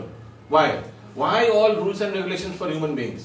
ধরুন আপনি গাড়ি চালাচ্ছেন, আপনি রেড লাইট দেখতে ভুলে গেছেন, ফট করে রাস্তাটা ক্রস করে ফেলেছেন গাড়িটা নিয়ে। তো ট্রাফিক পুলিশ আপনাকে দাঁড়াতে বলেছেন, প্লিজ সাইড করুন গাড়িটা। তো আপনি তখন যদি বলেন, যখন বেড়ালটা ক্রস করলেন, কিন্তু ওকে ধরলেন না, কিন্তু বেড়ালটাকে করলেন আপনি, তো কি বলবে ট্রাফিক পুলিশ? তো বলবে এটাই না যে যত রুলস এন্ড রেগুলেশনস কিন্তু মানুষদের জন্যই বানানো হয়েছে। তো আপনি বলতে পারেন কেন 84 লক্ষ জনের জন্য কেন না? তো এটার উত্তরে কি বলা উচিত ওনার? মানুষ শ্রেষ্ঠ জীব, উন্নত চেতনা, কারেক্ট। সবচেয়ে হাইয়েস্ট কনসিয়াসনেস এই 4 লক্ষ জনের মধ্যে আছে। ওই জন্য আমি একবার যখন সুপারম্যান বই দেখেছিলাম, সুপারম্যান আর স্পাইডারম্যান কোন একটা ম্যান ছিল ওর মধ্যে, তো এই সুপারম্যানই মনে হয়, তো ওর মধ্যে একটা খুব সুন্দর ডায়লগ দিয়েছিল, with great power comes great responsibility. যখন কোনো ব্যক্তির কাছে পাওয়ার চলে আসে, অটোমেটিক্যালি পাওয়ার সঙ্গে সঙ্গে তার সাথে দায়িত্ব চলে আসে। হ্যাঁ, আয়রন ম্যান, হ্যাঁ ওরকমই হবে। তো তেমনি মনুষ্য শরীর মানে অনেক পাওয়ার। একটা সাধারণ অন্য জীব যেটা করতে পারবে না সেটা মনুষ্য শরীর করতে পারে। এই ভক্তি করতে পারে, সবচেয়ে ইম্পর্টেন্ট কাজ ভক্তি করতে পারে। তো যখন আপনাকে এত বড় এত উন্নত শরীর দেওয়া হয়েছে, ওর সাথে সাথে অনেকগুলো রেসপন্সিবিলিটি দেওয়া হয়েছে, যেটা বাকিরা করলে কিন্তু অসুবিধা নেই, কিন্তু আপনি করলে ওটা অসুবিধা। তো উইথ পাওয়ার কামস রেসপন্সিবিলিটি, দায়িত্ব চলে আসে অটোমেটিকলি। যখন এই শরীর গ্রহণ করেছেন, যখন যদি আপনি রাস্তা ক্রস করেন, যখন রেড লাইট দেওয়া আছে, তো আপনাকে কিন্তু পেনাল্টি হবে, বাকিদের না। আপনি এই শরীরটা যখন গ্রহণ করেছেন, যদি এই শরীর নিয়ে ভক্তি না করেন, তাহলে আপনাকে কিন্তু পেনাল্টি দিতে হবে। প্রভু দেখুন, মানবটাও কিন্তু করছে না ভক্তি, ও কিন্তু মঙ্গলারতির ওঠেনি, তো ওকে কিছু পানিশমেন্ট দেবেন, আপনাকে দেওয়া হবে। কেন? কারণ কি আপনাকে মনুষ্য শরীর দেওয়া হয়েছে আর আপনি করছেন না। With great power comes great responsibility. Okay, yes. তো এই প্রসঙ্গে কি ঠিক ছিল? তো প্রায়েণ অল্প আয়ুষ সভ্যে খলু অস্মিন যুগে জনা মন্দা সুমন্দা মতয়ো মন্দ ভাগ্য উপদ্রুত। এগুলো কলিযুগের এগুলো লক্ষণ। মানুষ খুব অলস, মানুষ খুব উপদ্রুত, মিসডাইরেক্টেড। কি করতে হবে জীবনে কেউ জানে না। কত বড় বড় উপলব্ধি, বড় বড় ডিগ্রি নিয়ে এসছেন, কিন্তু তারা জানে না কি করতে হবে। আচ্ছা না, কত মহান মহান পদবি পেয়ে গেছেন, কিন্তু জানে না what is the need for the life. আগে বলুন। ভগবত গীতাতে বিশদভাবে ব্যাখ্যা করে বলা হয়েছে যে প্রকৃতির বিভিন্ন গুণ অনুসারে 3 রকমের কর্ম সাধিত হয়, যথা সত্য গুণের প্রভাবে কর্ম, রজগুণের প্রভাবে কর্ম এবং তমগুণের প্রভাবে কর্ম। তো এই 3 প্রকারের কর্ম, এগুলো সব আমরা দেখতে পাবো পরবর্তীকালে চ্যাপ্টার 15-16 কিভাবে এই 3 গুণে কর্ম কি, 3 গুণে দান কি, 3 গুণে এভরিথিং পুরো সুন্দরভাবে এগুলো আমরা দেখতে পাবো। এগুলো কোথার মধ্যে আসছে? 5টি তত্ত্বের মধ্যে, গীতার 5টি তত্ত্বের মধ্যে কোনটার মধ্যে আসছে এই গুণের ব্যাপারে? ভগবত গীতার 5টি তত্ত্ব কি? প্রকৃতি। প্রকৃতির মধ্যে আসছে। এগুলো প্রকৃতি, এই 3টে গুণ আসলে 3টে অস্ত্র। আপনারা ছবি দেখেছেন হয়তো কিভাবে 3টি মহিলা এইভাবে এই 3 গুণের দ্বারা সবাইকে নাচাচ্ছে। ওকে, আর লাস্টে আমাদের গুরু পরম্পরার ব্যাপারে একটু আলোচনা করা দরকার। আচ্ছা, এটা একটা ইম্পর্টেন্ট প্যারাগ্রাফ ছিল। প্রভুদের মধ্যে কেউ একটু উচ্চস্বরে পড়ুন। মাইক ঠিক হয়ে গেছে? মাইকটা ঠিক হলো কি করে? ওখান থেকে কিছু ঠিক হলো নাকি? ব্যাটারি ঠিক আছে? হ্যাঁ, পড়ুন প্রভু। অতএব অর্জুন সর্বক্ষণ আমাকে স্মরণ করে তোমার স্বভাব প্লিজ আওয়াজ করবে না, সব মন দিয়ে শুনুন প্লিজ। তোমার মন ও বুদ্ধি আমাতে অর্পণ করে কার্য করলে নিঃসন্দেহে তুমি আমার কাছে ফিরে আসবে। তিনি অর্জুনকে তার কর্তব্য কর্ম থেকে বিরত হয়ে তার ধ্যান করতে আদেশ দেননি। দেখুন, ভগবান শ্রীকৃষ্ণ কিন্তু সব শিখিয়ে দিয়েছে, কিন্তু তোমায় যুদ্ধটা করতে হবে। মা মানুষ মারা युद्ध चा, you have to fight, but you think of me and fight. ऐसा नहीं अर्जुन ने कभी बोला क्या? এখন তোমায় আমি আছি, তোমার কি চিন্তা? তুমি একটু ঘুমিয়ে ফেলো, আমি যুদ্ধটা করে দিচ্ছি তোমার। বলেছে ভগবান? দেখুন, আমি যুদ্ধটা করে দিচ্ছি, তুমি ঘুমিয়ে ফেলো। দেখুন, বলেনি ভগবান তোমায় যুদ্ধ করতে হবে, কিন্তু আমায় স্মরণ করতে করতে যুদ্ধ করো। আমি তোমায় সব শিক্ষা দিয়ে দিয়েছি, এটাও বলেছেন এবার তোমার যা ইচ্ছে তা করো। You want to fight, you fight. You don't want to fight, don't fight. Whatever, up to you. Up to you. তো ঠিক তেমনি ভগবান এই আমাদেরও এই শাস্ত্র দিয়ে সবকিছু দিয়ে দিয়েছেন, এবার আমাদের উপর ছেড়ে দিয়েছেন। কেন? কারণ কি ভগবান সবাইকে সীমিত স্বতন্ত্রতা দিয়েছে। এটাকে ইংলিশে বলে লিমিটেড ইন্ডিপেন্ডেন্স। এর মধ্যে অনেক লোকের ভুল ধারণা আছে, ওই জন্য এই প্যারাগ্রাফটা হাইলাইট করেছে। 99% লোকের ভুল ধারণা, শুনলে বুঝতে পারবেন, মন দিয়ে শুনুন। ভগবান কোনো না না না না না, তো সীমিত স্বাতন্ত্রতা, বুঝতে পারছেন তো কি বলছি? মানে ভগবান নিজের হাতে কি রেখেছে আর জীবের হাতে কি রেখেছে, আপনার কি ধারণা? হাত উঠিয়ে বলুন। প্রশ্নটা বোঝা গেল? ভগবান নিজের হাতে কি রেখেছে আর মানুষদের হাতে বা জীবেদের হাতে কি ছেড়েছে, সেটা বলুন। হ্যাঁ বলুন। মানুষের হাতে রেখেছেন কর্মটা, আর ভগবানের হাতে রেখেছেন ফলটা। আচ্ছা, তো মাতাজি বলছেন মানুষের হাতে কর্ম রেখেছেন আর ভগবান ফলটা নিজের হাতে রেখেছেন। কারা কারা আপনারা মাতাজির বক্তব্যে সহমত? আচ্ছা, কারা কারা মানছেন না যেটা মাতাজি বলছেন? হাত ওঠা। এই জন্য আমি বলছিলাম 99% পিপল ভুল ধারণা আছে। তো 99% লোক ভাবে যে কর্মটা আমাদের হাতে, ফলটা ভগবানের হাতে। ঠিক না? আপনি মানছেন তাই? কি বলছেন আপনি? ভগবান বলুন বলুন। ভগবান কর্ম অনুসারে ফল পায়। যেমন আমি যদি কোনো আগুনে হাত দিই, প্রশ্নের উত্তর দেন তো। আগুনটা হাত দেওয়া আমার হাতে? হ্যাঁ। না না, মানে প্রকৃতির কর্ম আমাদের হাতে না, ইচ্ছাটা আমাদের হাতে। আমার ইচ্ছা করছে এই মাইকটা ছুড়ে প্রভুর মাথায় ফেলা, আমার ইচ্ছাটা করতে পারে, কিন্তু জরুরি নেই কি আমি মাইকটা ওঠাবো বা উঠাতে পারবো। আমার হাতটা এখনই প্যারালাইসিস হবে। So desire is in our hand, action is not in our hand. और अगर एक्शन अपने हाथ में नहीं है, फल तो दूर की बात। বুঝতে পারলাম কি বলছি? ইচ্ছা আমাদের শুধু হাতে, কর্ম আমাদের হাতে না। আর ফল, কর্ম যদি আমাদের হাতে নাই থাকে ফল তো দূরের কথা। বুঝতে পারলাম? কর্ম যদি আমাদের হাতে না থাকে ফল তো দূরের কথা। আপনি ইচ্ছা করতে পারেন যে আপনি এই করবেন, কিন্তু এর মানে না যে আপনি কাজটা করতে পারবেন সেটা আপনার হাতে। Okay, so desire is in our hand. আমি এই জন্য এই প্যারাগ্রাফটা ভেরি ভেরি ইম্পর্টেন্ট। অনেক লোকের ভুল ধারণা আছে action is in our hand. কারণ কি এই শ্লোকটা থেকে কারণ কি যে ফল কি আশা মত কর, কর্ম তুমি করো ফলটা আমি দেবো, তার মানে কর্মটা আমাদের হাতে না। সরি স্যার, কর্ম কিন্তু আমাদের হাতে না। ইচ্ছা, কর্ম করার ইচ্ছাটা আমাদের হাতে আছে। আমরা করতেও পারি, নাও করতে পারি। So you can desire.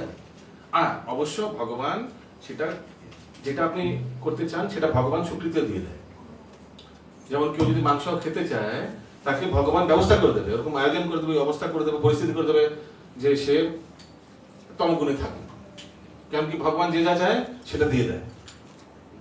স্বতন্ত্র কেন এটা করে ভগবান? কারণ কি ভগবান চায় কেউ রোবটের মতো আমার ভজন কীর্তন না করুক, কেউ উপলব্ধি করে আমার ভজন কীর্তন করুক। নোবডি অ্যাক্টস লাইক আ রোবট, ওই জন্য ভগবান এটা চায় না। ওকে, এই জিনিসটা ক্লিয়ার হলো মোটামুটি, আরো ক্লিয়ার হবে যখন আমরা চ্যাপ্টারে প্রবেশ করবো। ইয়েস, ও ধরুন যদি সেটা হয়, আমি জাস্ট বোঝার চেষ্টা করছি ব্যাপারটা, যদি সেটাই হয় তাহলে আমার ভগবান বলছেন যে ইচ্ছাটা আমাদের, যে আমরা সবাই চাই যে আমরা মানে ভালো করে ভক্তি করব, মানে আমি আমার কথা বলছি, তাহলে কেন ভক্তি করতে পারছি না? আপনি কি করে বললেন যে আমরা সবাই চাইছি? আপনি কি সবার স্পোক্স পারসন? না আমি আপনি কি করে বললেন সবাই ভক্তি করবো? বলছেন বাইরের লোকেদেরকে জিজ্ঞেস করুন ভক্তি করবো। তারা বলে পিকে মুভি দেখেছে, পিকে জানেন তো, পিকে মুভি দেখে বলছে যে अच्छा इंसान बनो, टैक्स अच्छा से दो, सत्य बात बोलो, भजन कीर्तन में मत जाओ, आधा साधु लोग जेल में है। বাইরে কিন্তু এরকমই লোকে বলে বি আ গুড পারসন, আচ্ছা ইনসান বনো, বাস এই ভজন কীর্তন করার দরকার নেই। বাইরের লোকের মনোভাব কিন্তু এরকমই ম্যাক্সিমাম। ওই জন্য হ্যাঁ, আপনি ভক্তদের বলতে পারেন ঠিক আছে, ভক্তরা চায় এরকম, তো ওই জন্য হ্যাঁ যাই হোক। তো ওই জন্য কর্ম জিনিসটা, ডিজায়ার কর্ম আর কর্মের ফল, এই জিনিসটা তফাৎ জানাটার জন্য এটা ওকে, এটা আমরা আরো যখন ঢুকবো ভেতরে আরো ভালোভাবে এটা। আর লাস্টে যেটা আমরা আগে গুরু পরম্পরা চর্চা করলাম, তো এবং প্রাপ্তম এবং রাজেশ্বর বিদু সকালে না মহাতা যুগ নষ্ট পরম্পরা, এইভাবে ভগবান শ্রীকৃষ্ণ ব্রহ্মাজিকে জ্ঞান দিয়েছেন, উনি ওনার পুত্র নারদকে, নারদ ব্যাসদেবকে এক্সেট্রা। এই মধ্যাচার্য মধ্বাচার্য হিন্দিতে বলতে হয়, ইনি হচ্ছেন আমাদের এই সম্প্রদায় আচার্য, এই 5 নম্বর। কারণ কি অনেকে ভাবে মধ্যাচার্য মানে মাধবেন্দ্রপুরী এরকম কিছু, এরকম অনেকে বলছিল মাধবেন্দ্রপুরী নাকি মধ্যাচার্য, না না এরকম না, মাধবেন্দ্রপুরী তো আলাদা। মাধবেন্দ্রপুরী, ঈশ্বরপুরী। এই গুরু পরম্পরার উপর কারোর কোনো প্রশ্ন আছে? এই পরম্পরা আমাদের এর উপর কারোর কোনো প্রশ্ন আছে? এটা কিন্তু শিক্ষা গুরু পরম্পরা, মনে রাখবেন, এটা কিন্তু শিক্ষা গুরু পরম্পরা, মনে রাখবেন, এটা দীক্ষা গুরু পরম্পরা না, কিন্তু শিক্ষা গুরুকে কিন্তু প্রাধান্য দেওয়া হয়েছে। ওকে, এটা কি দিয়ে দেবো? এটা ভগবদ গীতার লাস্ট পেজে আছে, দেখুন ভূমিকার লাস্ট পেজে দেওয়া আছে, 39 না মুখবন্ধ ক্লাস, মুখবন্ধ লাস্ট পেজে। পরম্পরা কি উপর থেকে উপর মানে নিচ থেকে মানে বুঝতে বললাম না। পরম্পরা যখন আমরা বলছি ভক্তি চিন্তা জয়প্রদ থেকে স্বামী মহারাজ, ভক্তি চিন্তা সরস্বতী ঠাকুর, ভক্তি এরকম ওটা বললো না উপর থেকে? উপর থেকে নিচে, ডিসেন্ডিং অর্ডার। পরম্পরা মানে ডিসেন্ডিং অর্ডার, উপর থেকে যেমন নিচে ফ্লো করে ওরকম ডিসেন্ডিং অর্ডার ইংলিশে বলে। ওকে ওকে, আমাদের এখনো হাতে 9 মিনিট আছে। ইয়েস তো দীক্ষা পরম্পরাটা কি একটু বলুন? দীক্ষা পরম্পরা মানে দীক্ষা মানে যারা দীক্ষা দিচ্ছেন, দীক্ষা প্রদান করছেন দীক্ষা গুরু দিয়ে। কিন্তু আমি এই পরম্পরাটা শিক্ষা গুরু পরম্পরা বলছিলাম। এইটা দেখুন আসলে জিনিসটা কি, কেন এটা হয়েছে আমি এটা বলে দিচ্ছি। এখন আমাদের দীক্ষা গুরু শিক্ষা গুরুর মধ্যে তফাৎটা জিনিসটা আমরা ভালো করে বুঝি। কারণ কি, ইউজুয়ালি যার থেকে আমরা শিক্ষা নিচ্ছি সে আমাদের দীক্ষা দেয় না। ইসকনে তো ম্যাক্সিমাম এরকমই কেস না, আমরা কোন একটা কাউন্সিলরের আন্ডারে আমরা আছি, কোন একটা ভক্তি দীক্ষা লিডারের আন্ডারে আছি, সে তো দীক্ষা দেয় না। কিন্তু আগে কিন্তু এরকম ছিল না। প্রভুপাদের সময় প্রভুপাদ যার থেকে শিক্ষা নিয়েছেন তার থেকে দীক্ষাও নিয়েছেন, ভক্তি সিদ্ধান্ত সরস্বতী প্রভুপাদ থেকে শিক্ষাও নিয়েছেন, পরবর্তীকালে দীক্ষাও নিয়েছেন। এরকমই ইউজুয়ালি থাকতো যে শিক্ষাগুরুই দীক্ষাগুরু হতো। কিন্তু পরবর্তীকালে এখন বর্তমানে স্পেশালি এরকম যে শিক্ষাগুরু আলাদা, দীক্ষাগুরু আলাদা। ওই জন্য আমরা এই জিনিসটা বলতে বাধ্য হচ্ছি যে এটা কিন্তু দীক্ষাগুরু পরম্পরা।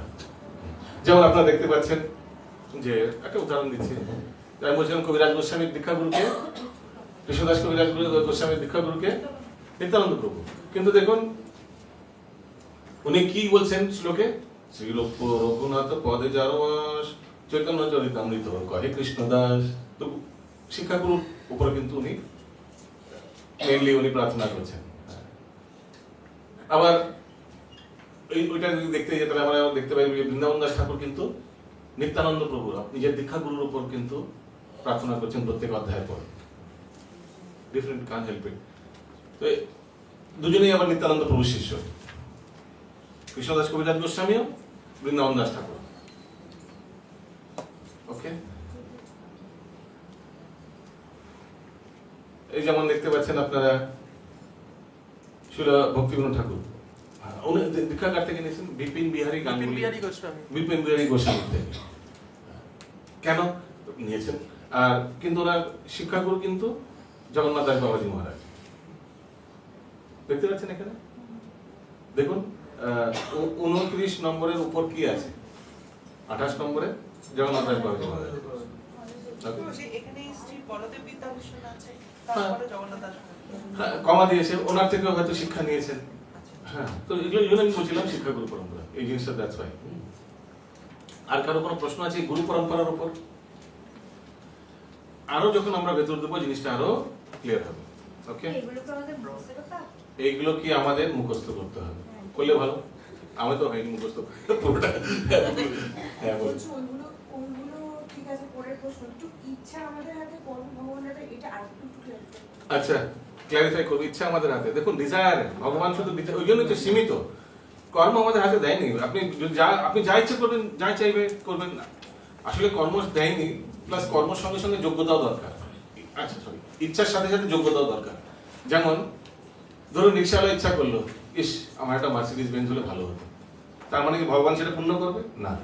ইচ্ছার সাথে সাথে যোগ্যতা থাকা উচিত। তো you must be deserving along with desire. এটা ইংলিশে বলে you must be deserving along with desire. তো ইচ্ছার সাথে সাথে যোগ্যতাও থাকা উচিত। এমন কিছু ইচ্ছা করে ফেলেন যেটা আপনার যোগ্যতা নেই, তার মানে না যে ভগবান সেটা পূর্ণ করতে লাফিয়ে উঠবে। নো। আমি বলছিলাম যে ইচ্ছা আমাদের হাতে। তো প্রভুপাদ একটা জায়গায় বলছেন তাৎপর্যে যে ISKCON is an institution which পিউরিফাইজ desire. ISKCON একটি সংস্থা যে ইচ্ছার শুদ্ধিকরণ করে। আমাদের আগে ইসকনে আসার আগে অন্যান্য ভৌতিক জড়জাগতিক ইচ্ছা ছিল, ভালো করে আমরা টাকা পয়সা কামাবো, বড় গাড়ি হবে, বড় বাড়ি হবে, এক্সেট্রা। কিন্তু ইসকনে আসার পর সেগুলো কিন্তু তুচ্ছ হয়ে গেছে। যা বাড়ি আছে আর যা मोटरसाइकिल বা সাইকেল আছে সেটা দিয়ে কিন্তু আমরা ভগবত ভক্তি করতে উই ডোন্ট মানে हम लोग देखने মানে हम लोग समझ गया कि এটার জন্য আমার ভক্তিতে কোনো ফরক নেই আয়েগা, এটা দিয়ে আমি করে দিচ্ছি, চালিয়ে নিতে পারি। অনেকে বলে তুমি কেন টাকা আছে তোমার কেন কিনছো না?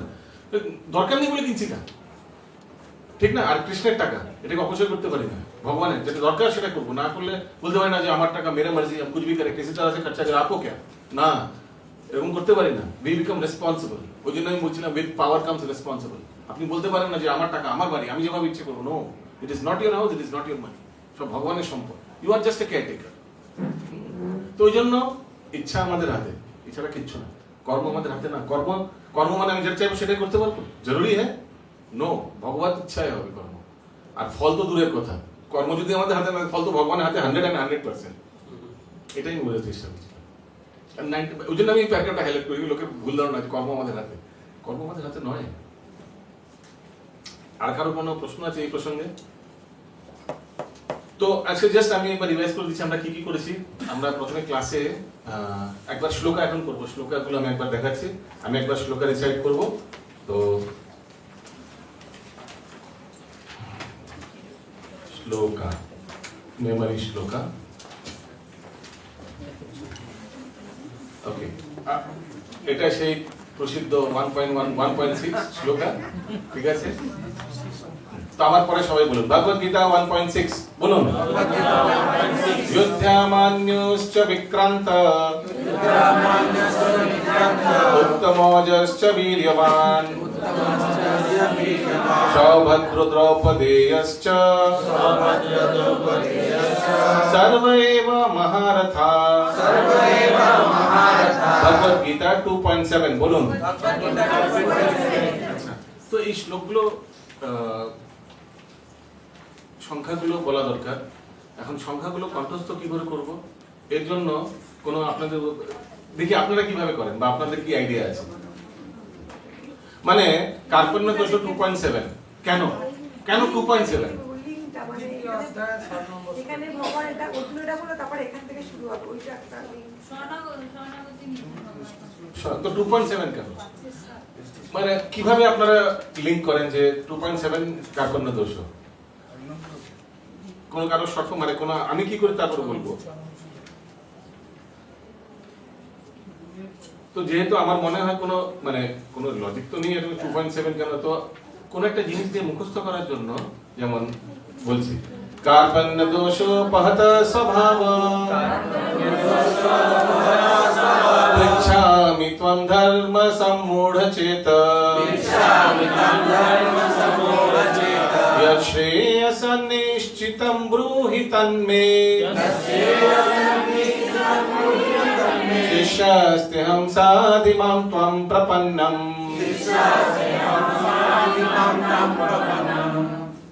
আরেকটা শ্লোকের মাধ্যমে আমি বোঝাচ্ছি। ওকে, আগে ভগবদ গীতা 2.13 ভগবদ্গীতা 2.13 দেহিনো অস্মিন যথা দেহে কৌমারম যৌবনম জরা দেহান্তরা প্রাপ্তি ধীরস্তত্র ন মুহ্যতি। যেভাবে দেহের পরিবর্তন হয় কুমার অবস্থা থেকে মানে বৃদ্ধ অবস্থা, তারপরে সেভাবেই শরীরও পরিবর্তন হয়। ঠিক আছে, আমরা তো বুঝতে পারি না আমরা কখন বুড়ো হয়ে গেছি, কখন চুল পেকে গেছে। চুল কি হঠাৎ রাতারাতি পাকে? আস্তে করে বড় হয়ে যায়, যেতে হয় সেলুনে এক্সেট্রা। ঠিক তেমনি এই মৃত্যুর পর নতুন শরীর প্রাপ্ত হয়ে যায়। তো এটা 2.13। তো কিভাবে মনে রাখবো এটা 2.13? তো কোনো একটা জাগতিক যুক্তি লাগাতে পারেন মনে করার জন্য। যেমন আমি কি করে টিনেজ 13 বলে না, টিনে পড়লাম, তো এটা কুমার অবস্থা থেকে বৃদ্ধ অবস্থা, তো টিন, ওই জন্য 2.13। এইভাবে একটা কোনো যুক্তি দিয়ে মুখস্থ করতে পারে।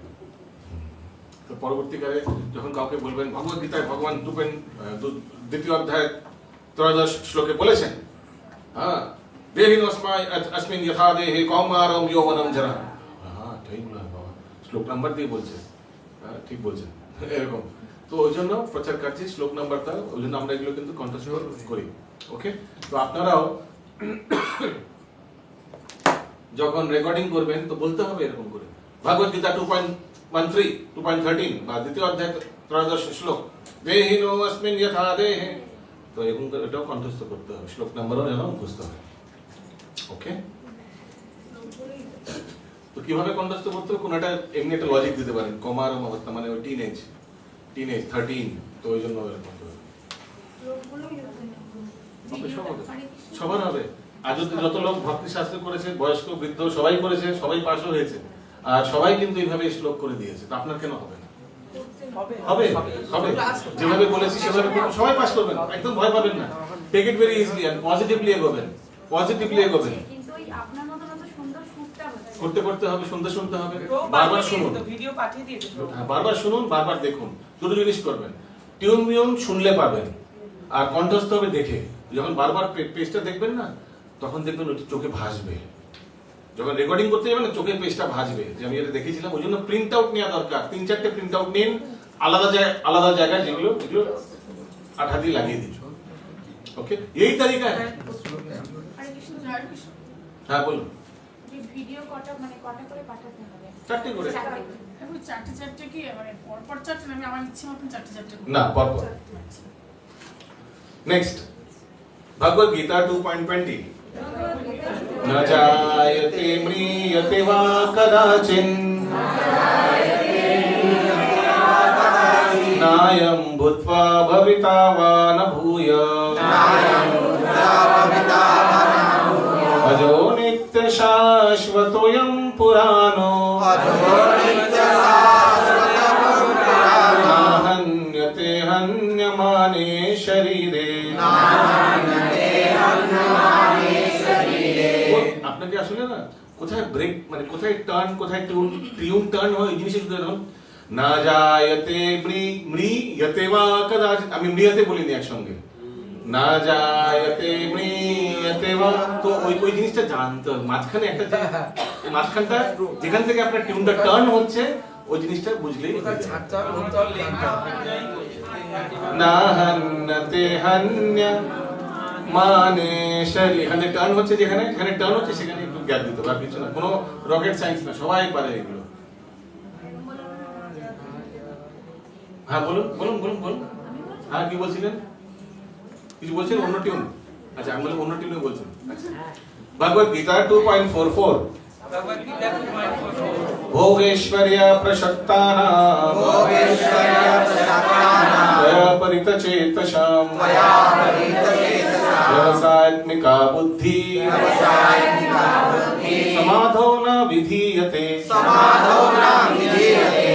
আরেকটা সুবিধা আছে, ইংরেজি ভাষায় শ্লোকগুলো কি ভেঙে ভেঙে দেওয়া থাকে, হ্যাঁ, তো ওটাতে একটু পড়তে সুবিধা হয়। Bhagavad Gita 3.27. भगवद गीता 3.27 प्रकृते क्रियमाणानि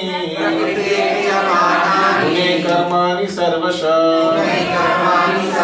अहंकार विमूढात्मा अर्थाहम् इति मन्यते। भगवद गीता 4.2 एवं परंपरा प्राप्तम् एवं राजर्षयो विदु सकालेन महता योगनश्च परन्तप। এটা কত নম্বর শ্লোক? তো আমি भगवद गीता 4.2 ভগবদ গীতা আমি হলে কি ভাবতাম যে এই एवं परंपरा কটা পরম্পরা? চারটে প্রামাণিক সম্প্রদায়, তো 4। আর গুরু শিষ্য পরম্পরা মানে গুরু আর শিষ্য দুজন, 4.2। জাস্ট এরকম কিছু একটা লজিক দিয়ে শ্লোকটাকে নাম্বারটা মুখস্থ করার জন্য। হ্যাঁ, চারটে পরম্পরা, গুরু শিষ্য দুজন, তো 4.2। কারণ কি এছাড়া তার কোনো লজিক নেই। কেন 4.2? এটার কোনো লজিক আছে? এটা কেন 4.2? এর কোনো লজিক নেই। তো give some logic to memorise. উদ্দেশ্য হচ্ছে জিনিসটা কণ্ঠস্থ করার জন্য। भगवद गीता 4.8 परित्राणाय साधूनां विनाशाय च दुष्कृतं धर्म संस्थापनार्थाय संभवामि युगे युगे। কারো কোনো আইডিয়া আছে এই শ্লোকটা কিভাবে শ্লোক নাম্বারের সঙ্গে লিংক করব? परित्राणाय साधूना, साधु व्यक्ति 4.8। ওকে, विनाशाय च दुष्कृतं। 4 প্রকারের সাধু ব্যক্তি হয় না ভগবান বলেছেন ভগবদ গীতায়? আর্থ জিজ্ঞাসু জ্ঞানী, যারা ভক্তিতে আসে। ঠিক আছে, 4 হয়ে গেল। আর 0.8 ভগবানের অষ্টম অবতার। আচ্ছা, ভগবান অষ্টম গর্ভ। ঠিক আছে, তো ভগবান আর ভক্ত, 4 প্রকারের ভক্ত।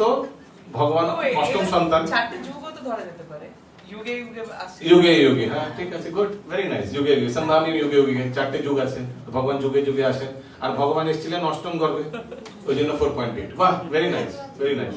ঠিক আছে, এরকম এইভাবে মুখস্থ করতে পারেন যে এই পরিত্রাণায় সাধুনা, এটা 4.8। ভগবদ গীতা 4.9 जन्म कर्म च मे दिव्यम् एवं यो वेत्ति तत्त्वतः तत्त्वा देहं पुनर्जन्म नैति स्वार्जुन। भगवद गीता 4.34 तद्विधि प्रणिपातेन परिप्रश्नेन सेवया उपदेक्षन्ति ते ज्ञानम् ज्ञानिनस्तत्त्वदर्शिन। भगवद गीता 5.22 ये हि संस्पर्शजा भोग दुःखयोनय एव च आद्यवन्त तु कौन्तेय न तेषु रमते बुधः। भगवद गीता 5.29 भोक्तारं यज्ञ तपसा सर्वलोक महेश्वरं सुहृदं सर्वभूतानां यात्मां शान्तिं ऋच्छति। 5.20 भोक्ताराम, भोगी, भोक्ताराम यज्ञ तपसाम, भोक्ताराम भोगी 29। যারা ভোগী তারা 29 খেলে না, 29 কার্ড গেম 29। তো এইভাবে কিছু জাস্ট 5.29।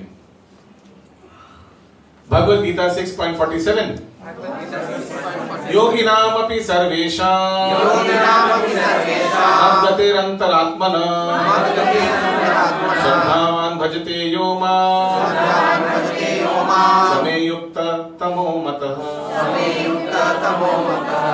योगी 1947 so 1947 ইন্ডিপেন্ডেন্স। কেন?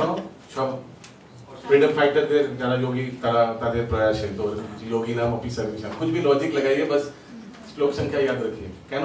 কারণ কি যখন রেকর্ডিং হবে তো এগুলো ফটাফট বলতে হবে, শ্লোক সংখ্যা, শ্লোক আর অনুবাদ বলতে হবে। हरे कृष्णा कृष्ण कृष्ण हरे हरे हरे राम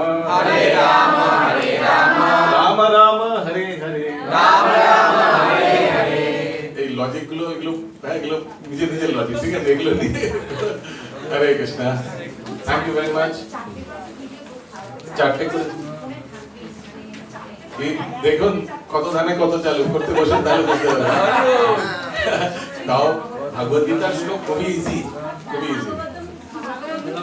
হ্যাঁ, এরপর যখন করবেন জন্মাদিরস্যানবয়দিতরতস চাতেষু অভিজ্ঞাস্বরাট তেনে ব্রহ্মাদিহৃদয় কবিও মুহ্যন্তি যৎ সূর্য, লম্বা লম্বা শ্লোক।